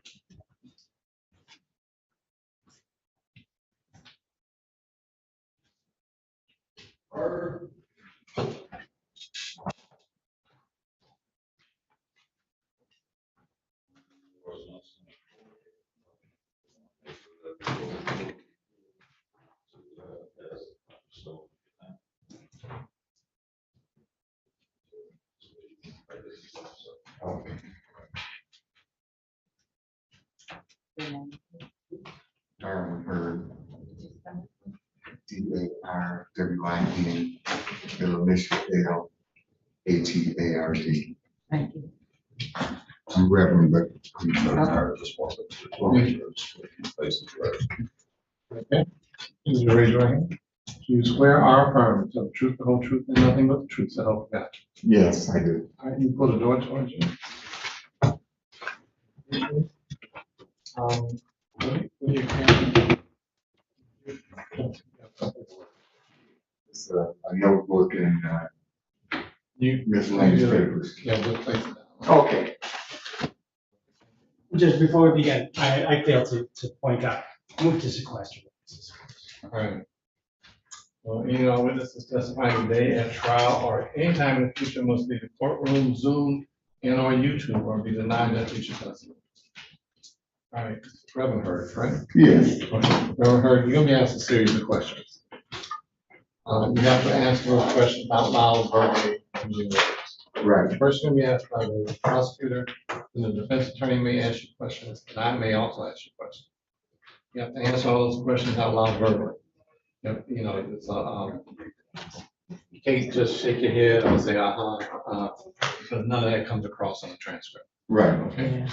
All right. Also, when you ask the question, I need you to answer the question and stop. So if it's a yes or no type question, just say yes or no. Yeah. You know, if they need additional information, they'll just ask you another question. Right? We all have a tendency when we talk about something that, especially something that's been traumatic for us, we tend to ramble. You know, we want to get the whole story out, so we say, this happened, this happened, this happened, this happened, you know, just to get it all out. If you do that, I'm gonna miss something. If I miss something, I might not make the right decision, okay? That's why we proceed by one question, one answer, that way I can understand what happened. I know nothing about this case. The only thing I know about this case is the defendant's name and what he's charged with. I know your name. That's why I get all my information from inside this courtroom. Okay? Okay. All right, thank you. Thank you. May proceed. Please state your name again for the record. Reverend Darwin L. Hurd. And when I am referring, I'm referring to on the date of 03/2023. Did you go to the location of 642 West Nichols, Detroit, Michigan, 48203? Yes. And did you go there for 2 incidents? Yes. And is that in Detroit County of Wayne? Yes. And when you went to the location, we'll talk about the first time you went to the location. When you went there, what did you observe?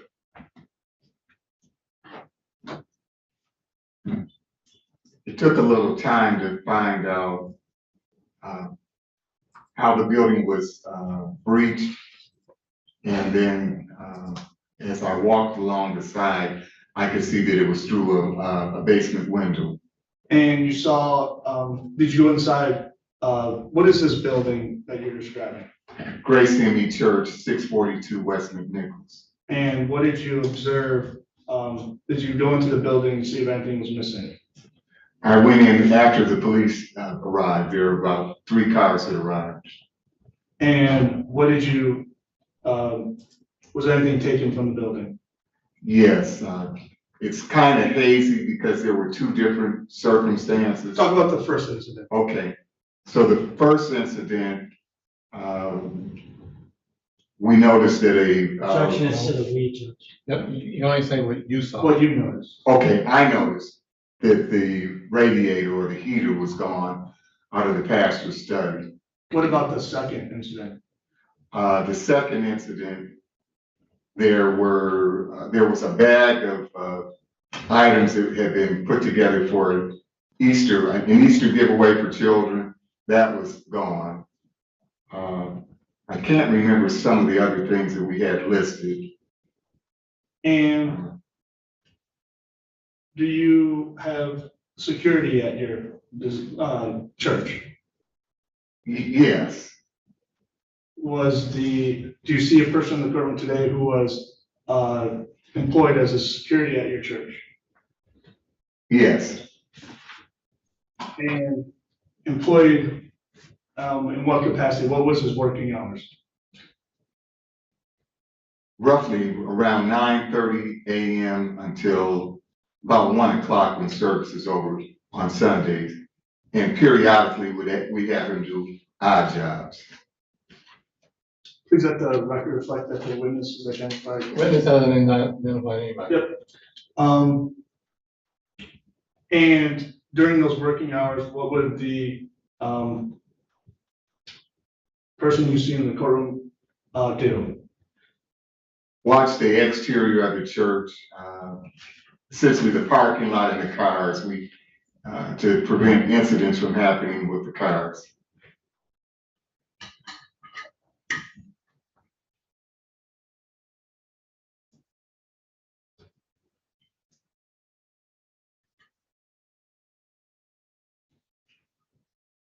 So the first incident, you're saying there was the finger repeat what you're saying was taken the first incident? Objection's been asked. I got it. Oh, yeah. Radiator. Heater. Radiator. Portable heater. Yeah, okay. It was like a fireplace deal. Okay. And how long did said person in the courtroom work for you? I'm unsure. I expected, and I can't tell you precisely. Did you fire this person after the incident? No. Okay. No further questions.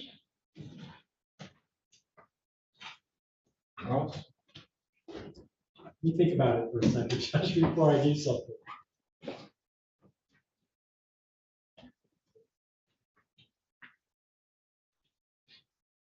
No, I have no questions.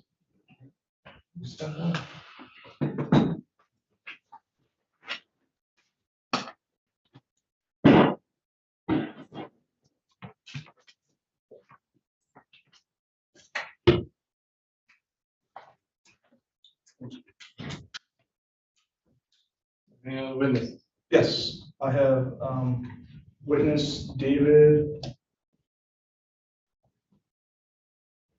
This one get his last name correct.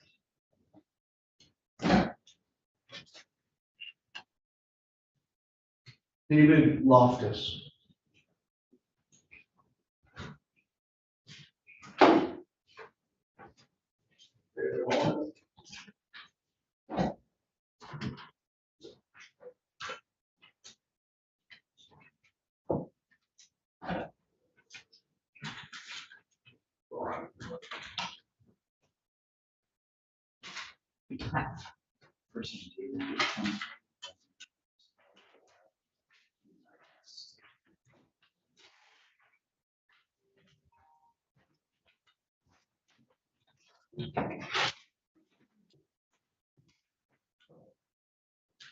You swear to affirm the truth, the whole truth, and nothing but the truth, so, yeah, I do. Okay, you have a seat.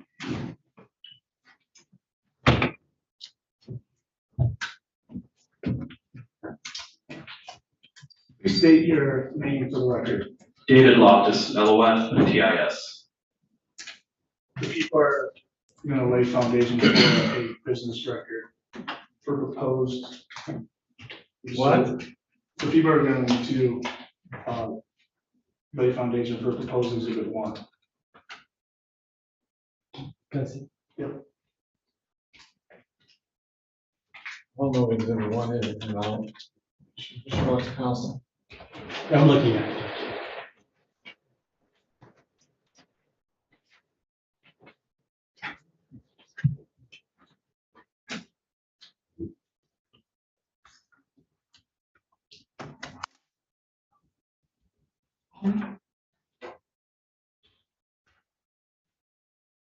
What are your, credentials? I work for the Wayne County Sheriff's Department. I've been there 20 years. I'm assigned to the FAST, Violent Crime Reduction Task Force. And what do you do at that task force? Why do I care? I just need to know about this incident. He can offer proof to the tether. Okay, well then,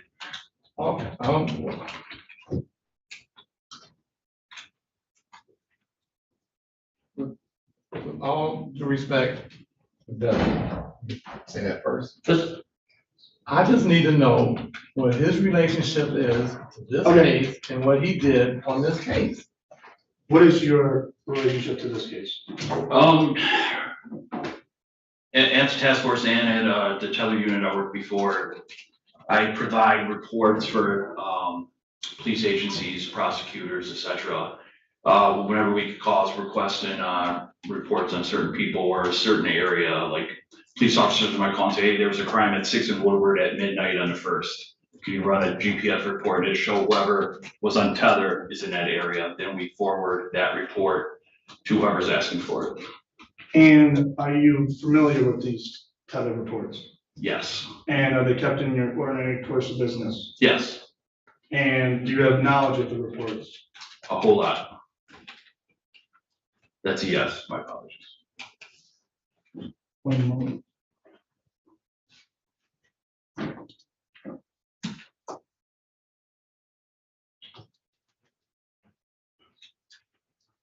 May I approach the witness to propose exhibit 1?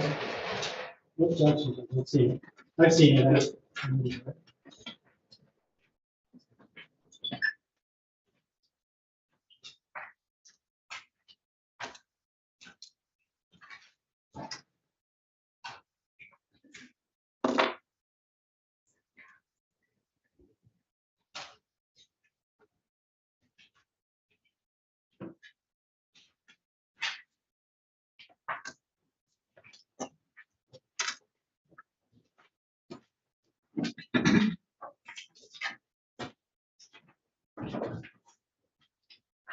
And what do you recognize what you're holding? This is a IntelliTrack court report. Shows first page has a map on it, and they always come with the first page of the map and has the track in behind it, itemized for whatever, however long you download it. And you're familiar with this? I am.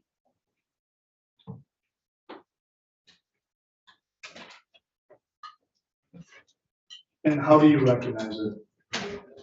I've downloaded probably 500 of these in the last 3 or 4 years, and it's pretty much every report's the same when you download court reports. People move to amend proposed exhibit 1 with evidence. That's objective, just give a foundation. How's it relevant to this case? Number 1, number 2. What theory is the people trying to make this place into? Objection, or the motion is denied. What is the document you're looking at report? This is a court report dated 4/3/2023 for Mr. Wayne Mullins. It is a court report which shows his tracking for whatever time was requested. It shows on March 19th. Again, I'm not objective. Now we're getting into hearsay. Can't get into what's in it, yeah. Yeah. Yes, so that's fine. What is the report used for? This report, again, like if police agency calls, prosecutors, investigators, we provide them with this report. They give us a timeline. We type in the system a timeline, the person, and it print out, it'll show this report on the computer, and we download it, we email it. It shows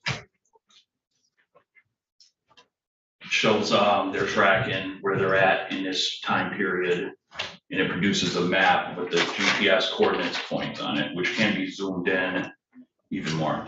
And this is kept in your ordinary course of business? Yes, And it's kept either positively, I want to say positively and frame it positively, if it's kept all the time. yeah, it's kept, it's in the system, which we have access to. Certain deputies in Wayne County, we have access to, as well as the analysts at certain task force have access to it.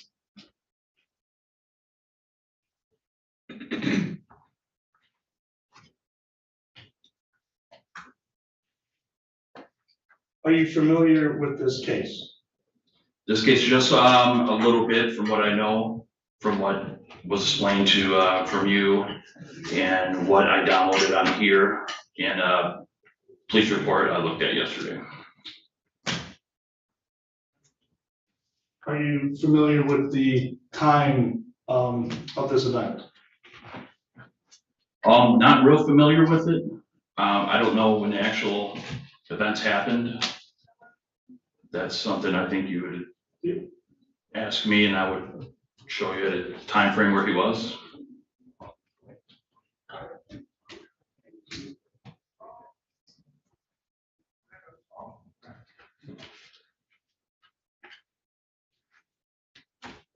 You're familiar with how the records are kept? I am.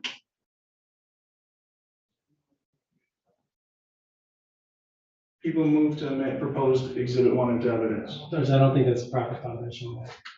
You haven't said anything you haven't already asked. You asked them the same questions over and over again. So the objection is sustained.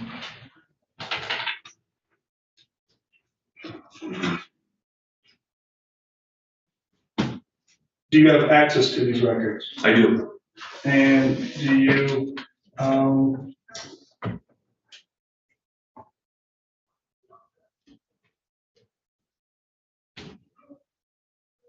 and you're familiar with these records? Yes, sir. Again, I've heard the same questions over and over again. Yes, Judge.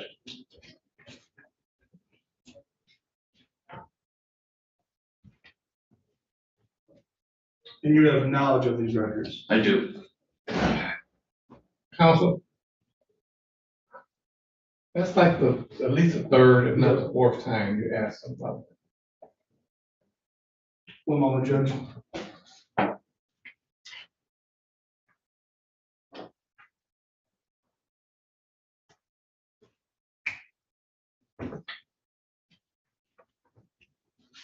Do your duties include the task of managing these records?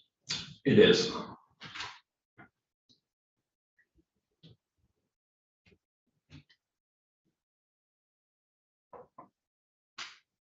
How do you manage these records? They're in a database. This one is IntelliTrack. It's a database that, again, I have access to, and we use Mr. Mullins as an example. I just type in his name and it shows him on the screen. It shows him where he's at and if he was still untethered, and I could go back into history and find out where he was while he was untethered. People move to amend proposed exhibit 1. Again, the foundation and relevance at this point, Judge. Objection sustained.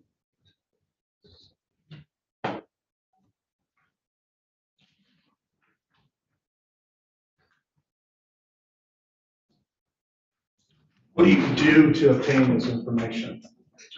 You just sign into the database. Again, if it's a name, if it's a certain person they have in mind, I would type in the name. If it's a general area, again, like saw a crime was committed at Woodward and 6 Mile on the 1st of January, I would type in them dates in a grid, say 5,000 feet. It would show who was in that area in that time frame if they were untethered. And what procedure do you follow? Procedure, you just type it in, take it, there's really no procedure, you just print, you download the report, then you send it to who's requesting it. There's like no supervisor approval, and you just do it. How long do you keep these records? I keep them until, I still have testified probably 100 times with tether cases, and I still keep them in case of appeals or whatever. Are these forms kept in the normal, ordinary course of business? Yes. People move to amend proposed exhibit 1. Again, Judge, it's not relevant. We haven't heard any foundation on that. That's correct. Objection is sustained. How, what sort of records does this keep? Like, what is it? We've gone through that. Oh, I'm yeah. not gonna go through it again. The people would ask to recall Reverend Hurd to address the timeline and recall Detective Loftus to address why then it would be relevant. Because Reverend Hurd can address the timeline why it's relevant. We've heard from Reverend, Judge, we've already heard from Reverend, and we established the time. Yeah. So when he came out there, so I don't know his additional testimony.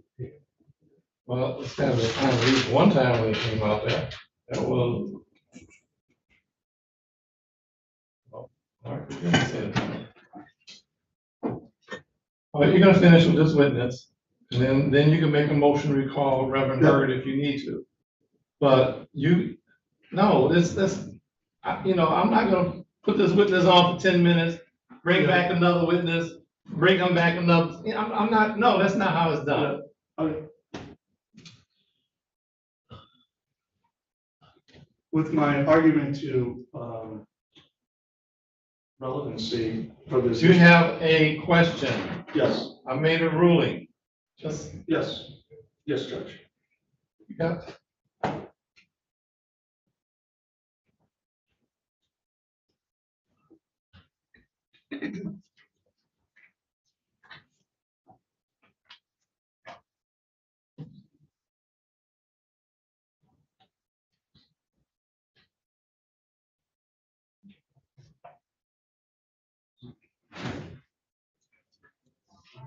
Does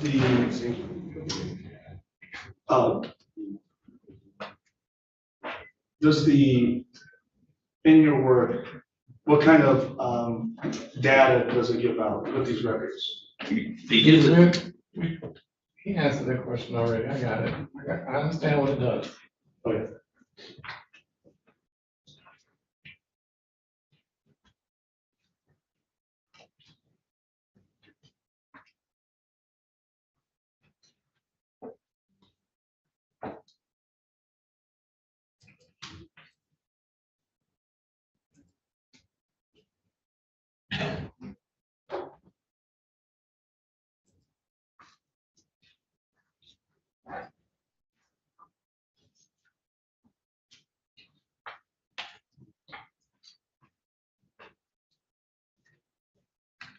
What is the purpose of this that you have? This report, purpose of this is to, Judge, what's the purpose? I'm sorry. I understand what the deputy does. Yep. You know, we've gone through it in vivid detail. I understand what he does and what the report says. Well, I can't tell you how to do the job.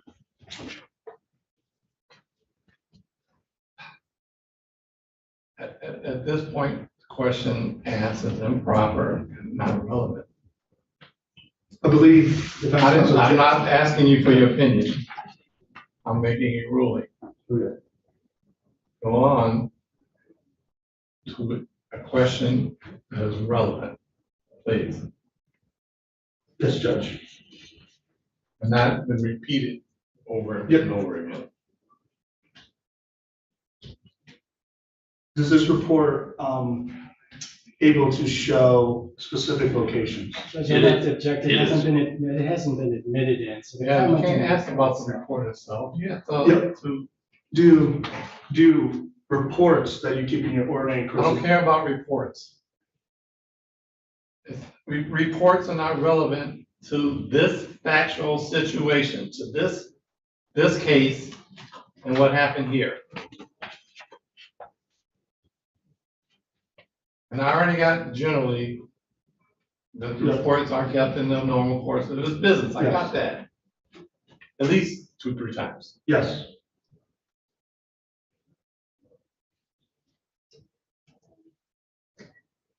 Would a report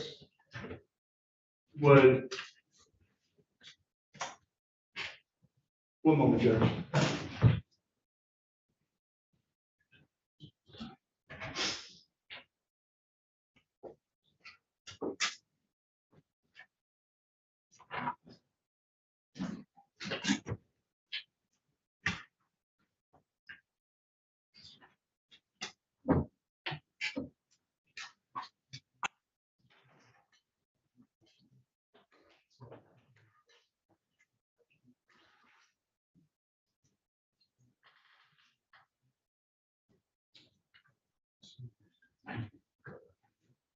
Does what kind of data is kept in these reports? I got that. I don't need to hear it again. He's already testified to that.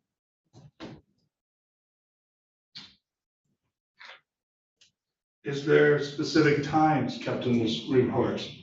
There is a timeline which I looked at and I seen that. Well, No, just generally. Yes, there's time frame where he's at certain times in Not this him, report. No, you can't. Yeah. No, you have to. In these reports are kept, are there specific timelines kept? Yes. Generally. Yes. People move to amend proposed exhibit 1. It's not relevant, Judge. Right.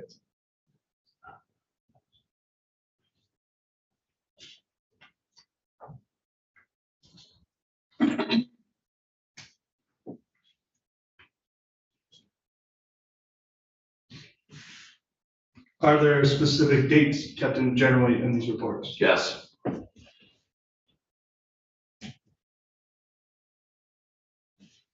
People move to amend proposed exhibit 1. Denied. The same reasons it's been denied May at least 4 times before. May give an argument. No.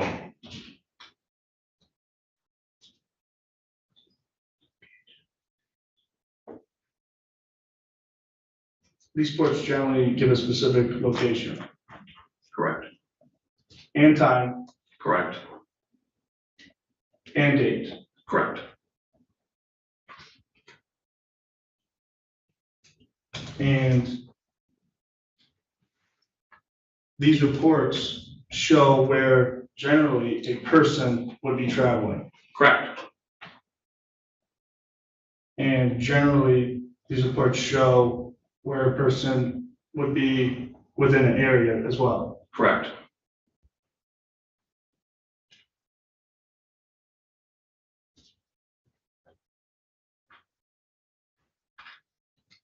People move to amend proposed exhibit 1.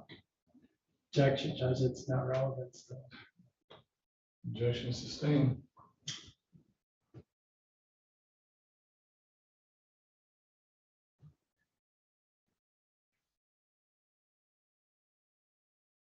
Was there a report taken of a person who's in the courtroom today? Yes. And what is that name of the report taken? Wayne Mullins. People move to amend proposed exhibit 1. Still the same objection, I assume. Yes, Judge. So it's sustained.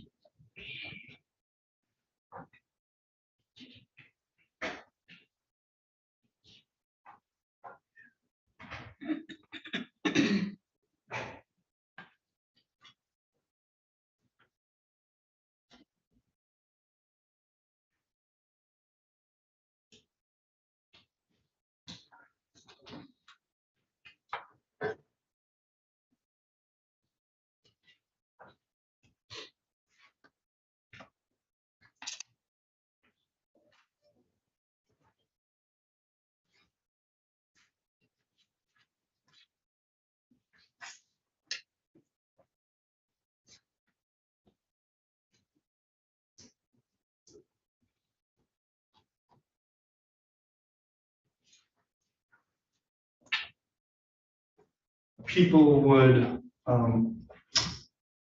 ask to be able to call this witness back and call OIC Sterner to be able to For establish. what purpose? This Let me back, offer proof. Do establish what? a timeline. What timeline? to be able to, when the incidents occurred, the first and the second one, and be able to show through the tether results, with recalling this witness that the tether was hit during a certain time when. Why would he have to be recalled? Because I'd like to make this report. Then do it. Just do it the way you're supposed to do it, according to the court rules. Yes, Judge.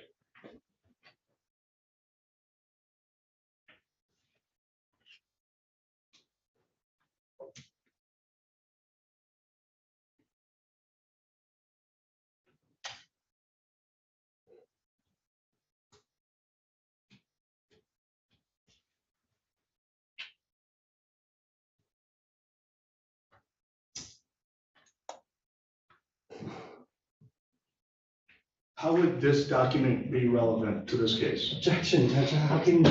You're asking him for a legal determination, Yes, counsel?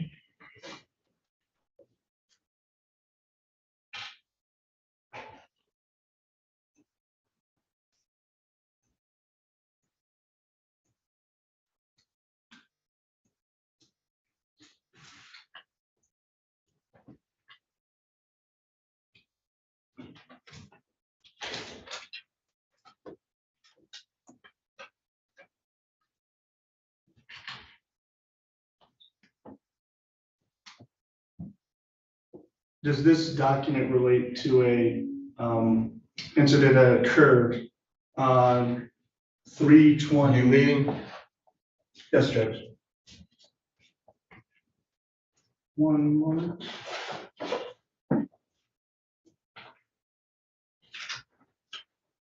What was the purpose of this report being pulled? Upon request, for a crime that occurred. Objection, Judge, that's a legal conclusion. Crime that occurred. An alleged crime. Thank you. Sorry. No, you're good. And we're to courts in about 5 years, my apologies. Yes. All right. So what was the purpose? State that in. This report was requested for an alleged crime that happened at a certain area And on a certain date. yes.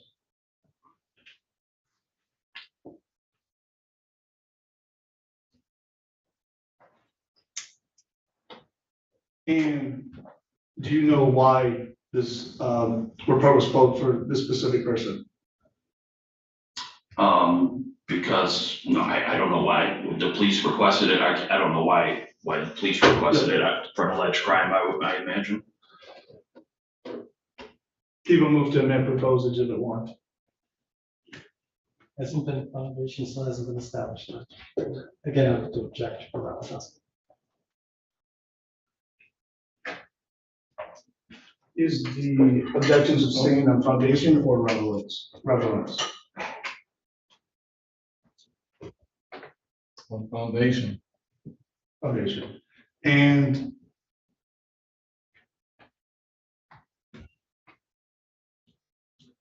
one moment, Judge.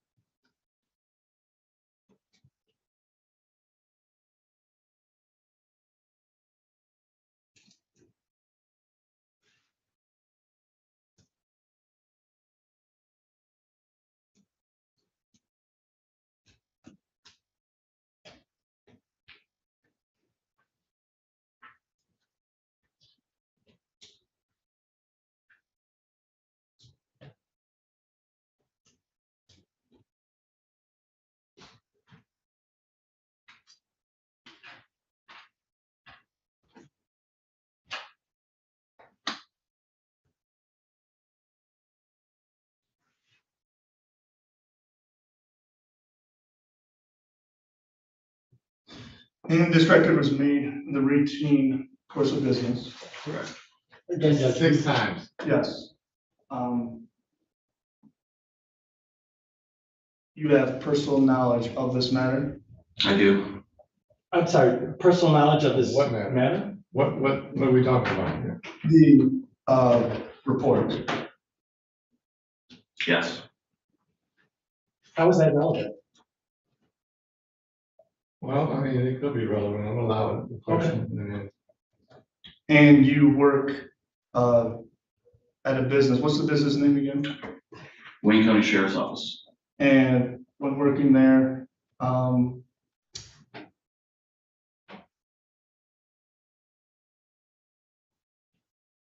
these records are kept. I don't need to know generally what happens to any records. I'm only concerned about this case. Yes. Please, And stay focused. going to this case specifically,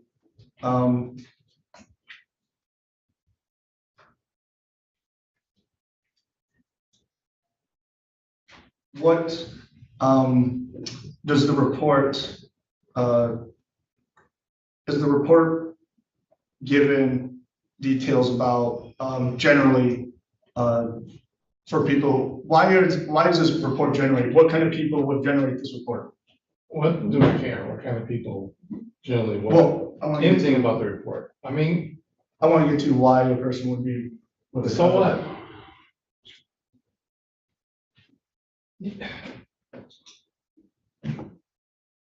You have to authenticate the report.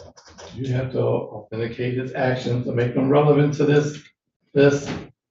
these proceedings. And that's as far as I'm gonna go in telling you.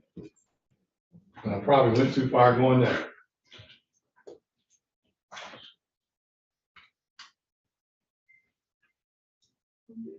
What actions did you take regarding this report? I think we've already heard this several times. Yeah, I got that. And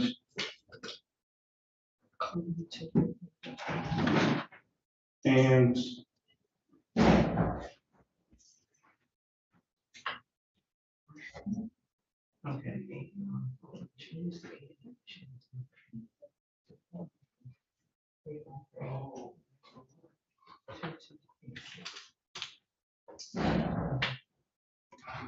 people moved to net proposed exhibit 1 as this report was kept in the ordinary course of business. Tonight.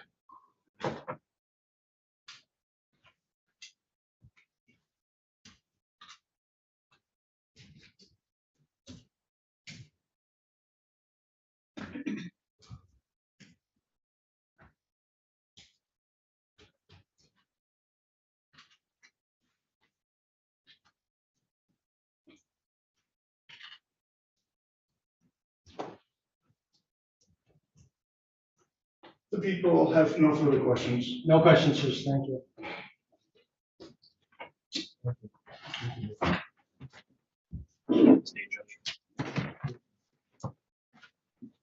Definitely, can you approach for a second? Unrelated.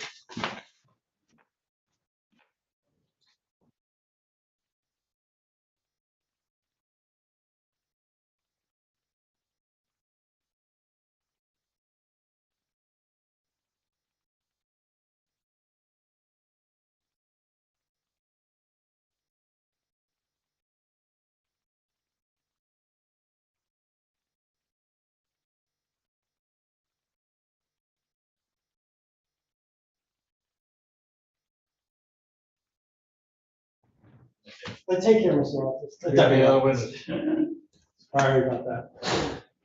The people have no further witnesses. No witnesses for the defense, Judge, thank you. The people, motion to dismiss for insufficient evidence. No Both objection. cases. No objection. Dismissed without Thank prejudice. you. So. Yeah, correct, because, the other case is projected. What's that?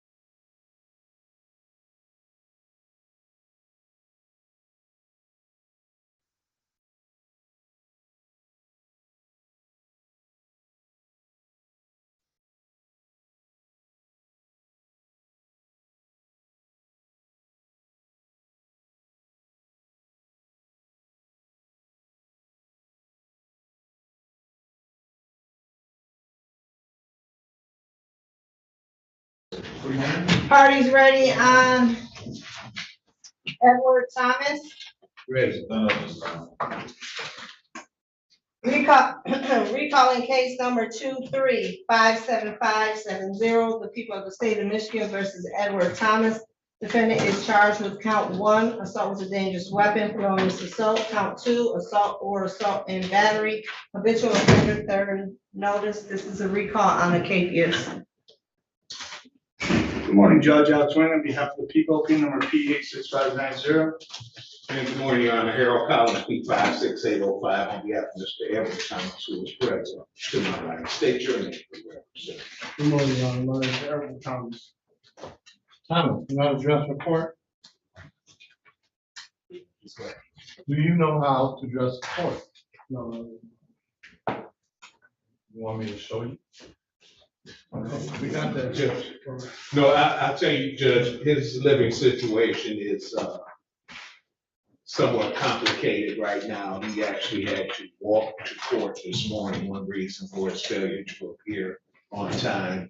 And I can provide his transportation.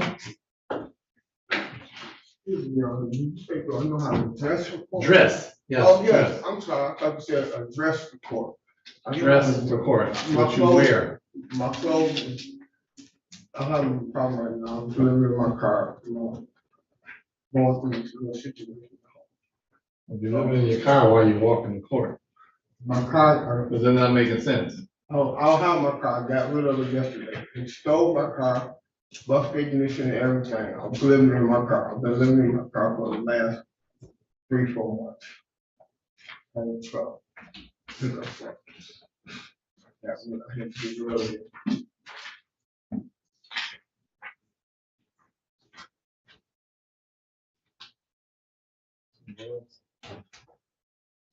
Judge, we actually set aside the failure to appear, recall, set aside the case. We call a warrant. Judge, I will tell you, just physically, he is tethered, but it appears to me that he has some cuts or lacerations where this tether is on his ankle. Changed or into another leg removed, or I'm not sure, but he has some apparent physical situation with this tether.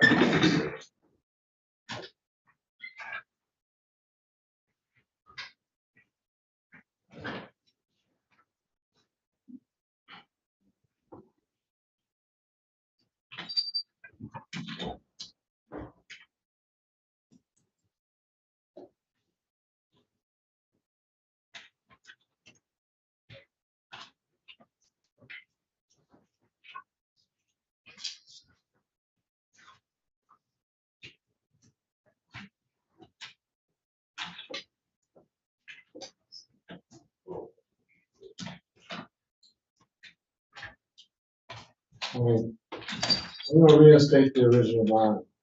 I will only do this one time. If you so much as late, again, I don't care if it's 5 minutes. I'm gonna provide your clothes you wear. I'm gonna provide your transportation.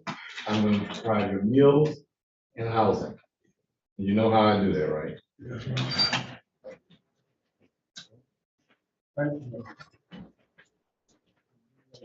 And go back over to Wayne County, I don't know what they may be able to do something, put it on another leg or give you something to move around it. If it's, causing you problems. I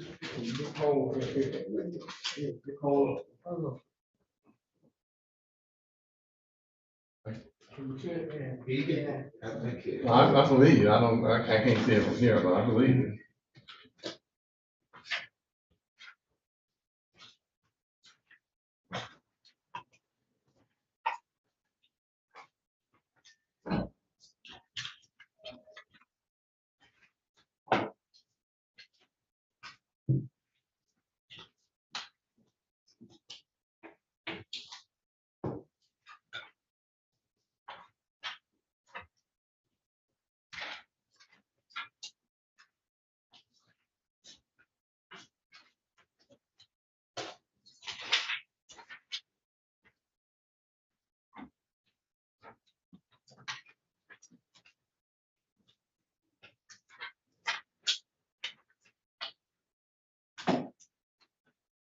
We do this at 10:45 on July 19th.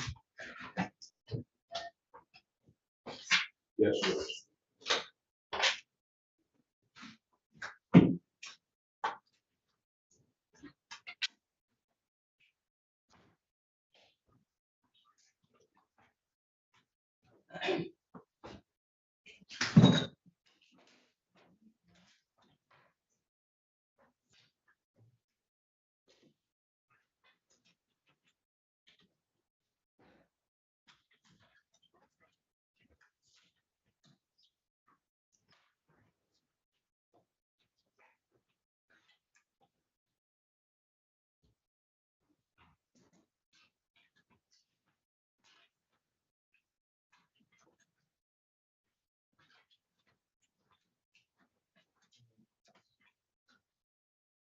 Thomas, your next date's gonna be July 19th, which is next Wednesday. 10:45. Yeah. You need to go back over to the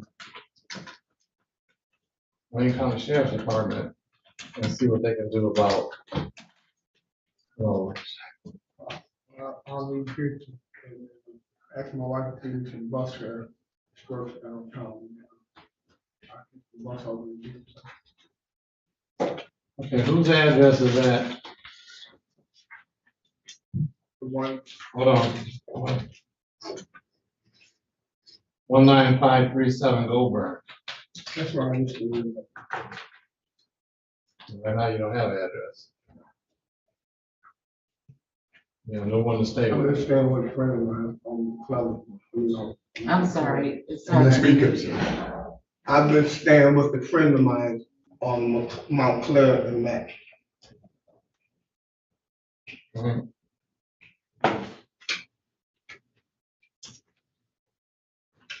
All right, you know you can't go anywhere near 2167 Alta Road. Yes, sir. Or that Mr. Glenn Schlickenmeyer. You understand that, right? Yes, sir. Okay. All right, Jeff. Anything else? No. All right, you got your attorney's number, you need to try to keep in touch with him. You know, so he knows what's going on.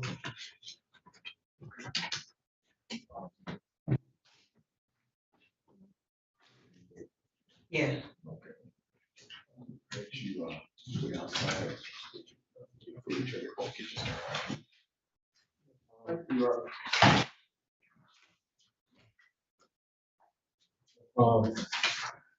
You know what happens at the exam, if there's no, had been no contact, just make another motion. It's not part of it.